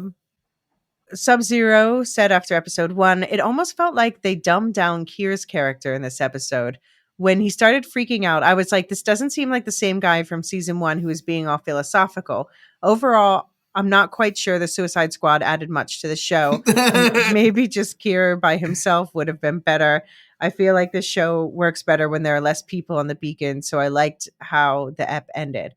Yeah, I think there's some good points in there. I also agree that Kier's character, like I said, feels a little different, dumbed down, I guess is one way to put it. I wouldn't say dumbed down, because I just think like when he was in season 1, he had less to do. He was just having like a conversation with Bart for the first episode we see him in. So in like the last episode of season 1, first episode of season 2, there's just more going on. He has to be he can't really stop and monologue. He's got too much to do. Yeah, okay. Yeah, I mean, he just seems more unhinged and emotional, but I guess at that point, he'd been pushed past his point and realized that he'd crossed the line. Yeah. And I also think that there's a point that that the episodes that shine are the episodes with fewer people on the beacon for some reason. Because that's when maybe. I guess you get into the really meaty stuff. So Sub-Zero also said, I'm really hating Aleph in a good way. I think he's a pretty effective villain. He's infuriatingly logical with condescending swagger. It feels like there's nothing standing in his way except for whatever might come from the artifact. As it stands, things seem pretty hopeless for our protagonists. And after episode 2, they said, oh boy, episode 2 was a tough watch for me. I don't know that I needed an entire ep devoted to Harmony trying to break out of that mental trap. Halfway through, I wanted to fast forward so bad. I felt like a filler budget saver ep. I think there was some critical character growth for Harmony, but I just don't know if that needed to be the entire episode. There was literally no B-plot, unless you count Halen randomly smashing shit up. And I really miss the Halen Aster dynamic. They need to get her back on the show ASAP. I'm pot committed on the show now, so I'll power through though. But I can safely say I'll never watch that episode again. So, damn. Yeah. I mean, I think the episode is meant to make you uncomfortable. To a degree. Well, like I said, there were strong reactions to this episode, both positive and negative. Yeah, I wouldn't say I wouldn't say I enjoyed the episode just by itself, but I think it does sort of move the plot forward. And I think actually, I don't think it was a budget saving exercise. I think it would have been odd if we'd just gone straight from episode 1 to episode 3. Yeah, there needed to be a point at which, Harmony being decommissioned, whatever was resolved one way or the other. Yeah, I mean, but I do question though whether episode 1 should have been episode 9 of season 1. But it is what it is, and yeah. I like I said, I really liked episode 2 myself. So right before episode 3, Sub-Zero said, will be interesting to see another beacon and meet an experienced keeper. It baffles me that these beacons are staffed with one person. So many things could go wrong. There should be a team of 3 to 4. But there's plenty of room. I guess depending on how long the rotations are, you could have personality conflicts, but no space agency would just staff a station with one person, especially if that station is responsible for keeping ships from getting destroyed by dark matter. So, yeah, I mean, in the book, the way they explain it is they say, yeah, it's much smaller in the book, but also that the person isn't necessarily needed. It's just like every once in a blue moon they need someone there. But I agree. You would think Yeah, there would be You'd think at there'd be least more than two. one. I would think two. Yeah. Yeah. Like even a space station in space, there's like 4 people usually. Yeah. Like, Yeah. actually, that's an interesting question. I wonder if there are rules on the International Space Station about Minimum. about like professional conduct. Ugh. I wonder if there's About ever been like, romance. pardon? About romance, you mean? Yeah. I mean, I know I know there's been some drama for romance, and that would you would understand that would point to them saying, don't shit where you eat, Okay. so to speak. Like one astronaut's getting obsessed with another one and like driving across the country Oh, wearing really? wearing the diapers they wear in Oh, space to yes. I remember. yeah. I remember that now. Yeah. Um but I don't, I mean, I guess if you're in that sort of setting, it seems like such things might naturally happen and Yeah. it's You would. senseless to forbid it, but Yeah. yeah, Zero it gravity also could be knocking boots. messy because people Interesting. are messy. Okay, so Brian 8063 said after episode 1, I'm sad Astor is gone. It's a big move for a major star/character not to return. However, I like this AI story. Also, having these keeper episodes prepared me for a changeover in characters. Yeah. Yeah, I think they played it well with like having the variety of characters and, yeah, I wonder if it was also with Lena Headey, the whole doing the seasons back to back, if she's like, I can't stay and do another season. Yeah, I mean, Lena Headey's, I think she's an actor in fairly high demand. So if Yeah. you want her to do 2 seasons back to back, you're probably going to have to, you're going to have to pay top dollar for that. Yeah. And I'm not sure it's the kind of production that could afford to do that. Yeah. And I'm not getting my hopes up for anything, but I just want to point out that I noticed somebody credited in the finale by the name of Wade Bogart O'Brien, voice of Bart. Oh! So I don't know what that means. It could just be a flashback or whatever, but he's credited in the finale on IMDb, which again could mean I don't nothing. care. I just want to see our favorite little murder bot once more. Yeah. Oh. So after episode 2, Brian 8063 said, I appreciate the white collar setting. Look at you, solution oriented, laughing emoji. The Internal Affairs Committee is creepy. Thank heavens for manual typewriters. A pretty good episode, but not a favorite. Okay, so this is a more medium response. And after episode 3, I liked episode 3. I agree. It's good to see another beacon keeper, and I like her personality. By the book, the opposite of Halen. Harmony is back. Yes. It felt like a palate cleanser to our new adventure / cliffhanger. Yeah, we're setting up the next phase of Beacon Yeah. 23. So after episode 3, her royal bubbliness wrote in, I have to admit I'm enjoying season 2 a whole lot more than season 1. It comes with a different energy. Loved this episode with how they introduced Iris's character, showing what her everyday life is like, her beliefs. We get to know her by taking back the power, though. What do they mean? And I don't trust the pen pal at all. Yeah, I mean, I guess Iris is like, let's get the QTA out of our beacon keeper business. I think that's, what do you think Iris meant by let's take back the power? Yeah, I think it's get the QTA out of our beacon keeper business, because beacon keeping isn't just a job; it's a calling. Right. And I think Iris is genuinely offended that somebody is breaking the rules here, and she has no respect for the QTA and certainly no respect for Aleph. Yeah, and so she agrees with me. Don't trust the pen pal, and she's glad Iris didn't give her name away. But in a way, I think she craves some human connection. She and Harmony are my faves now, and I'm going to fight if anything happens to them. Yep. Agreed. Agreed. Protect Harmony and Iris at all costs. Halen can protect himself. He's got that axe. And finally, we just heard in from, I just saw Danny pop up while we were recording. Iris was great. Total breath of fresh air. I did spend the entire episode trying to decide if the actor was Knives, Scott Pilgrim's fake high school girlfriend. She was. And indeed, she was. So thank you to everyone for sharing. If you want to get involved in the conversation, you'll find a link to Discord in the show notes, where we have a Beacon 23 channel, as well as channels for many other shows and books and movies and things to discuss. Luke, do you have any final thoughts on episodes 1 through 3? No, but I am really interested to know where episode 4 is going. I want to know who or what is in that airlock. Yeah. So we haven't finalized yet, but I guess the plan is that we'll be back, the two of us, in 3 weeks to talk through episodes 4 through 6.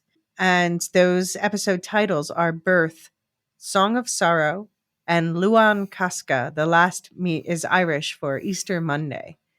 Luke, do you have any predictions based on those titles or anything else? But to call an episode Birth, but I should ominous. say no, that but I is should seriously say ominous. I should say it's Birth as Berth.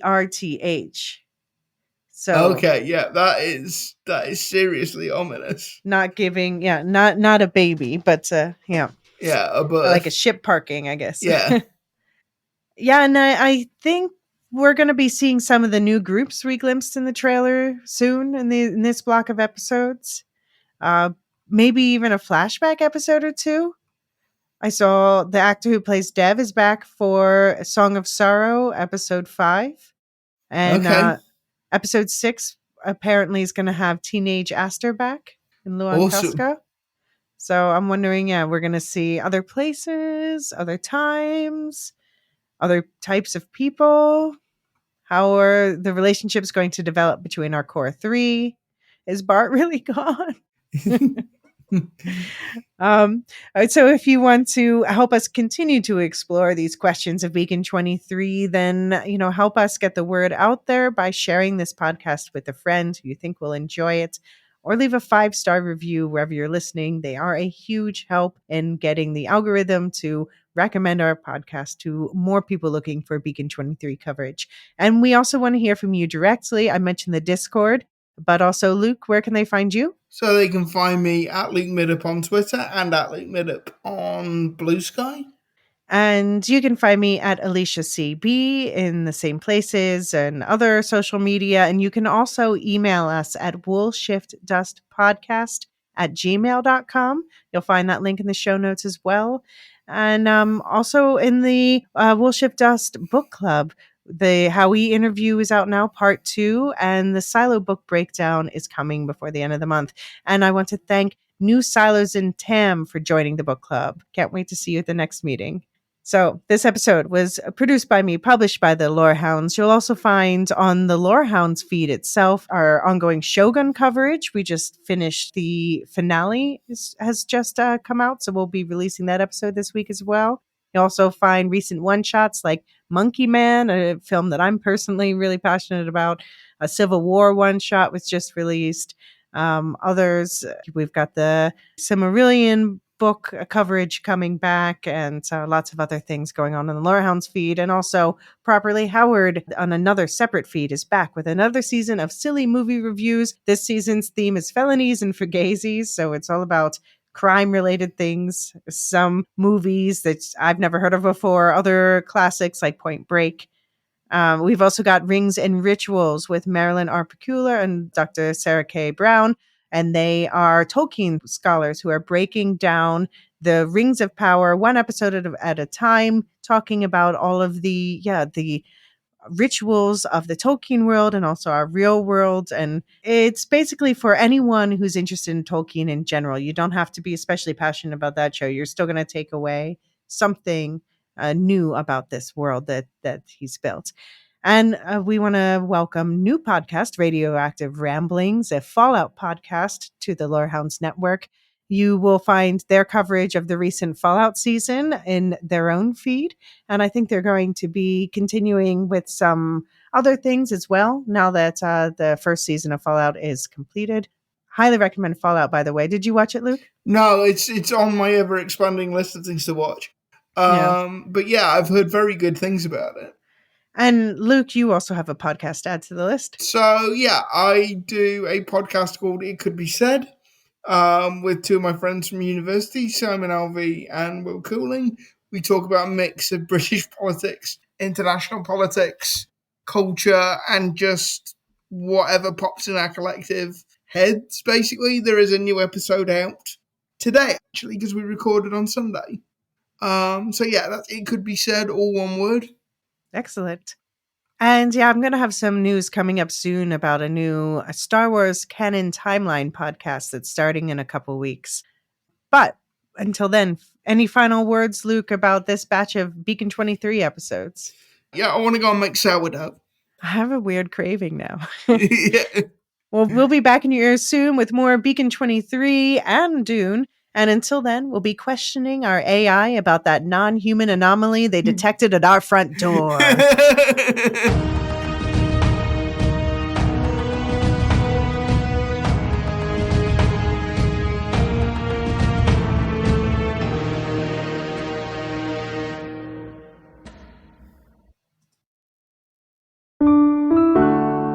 Hey listeners, if you've been listening to our show, chances are you've heard the wonderful contributions of our favorite Tolkien scholar, Marilyn R. Pukila. Marilyn just launched her own podcast on our network called Rings and Rituals. Join me and Dr. Sarah Brown on our journey through the Lord of the Rings of Power, through the lens of ritual. Episodes drop every other Wednesday on the Rings and Rituals feed, linked in the show notes. See you there.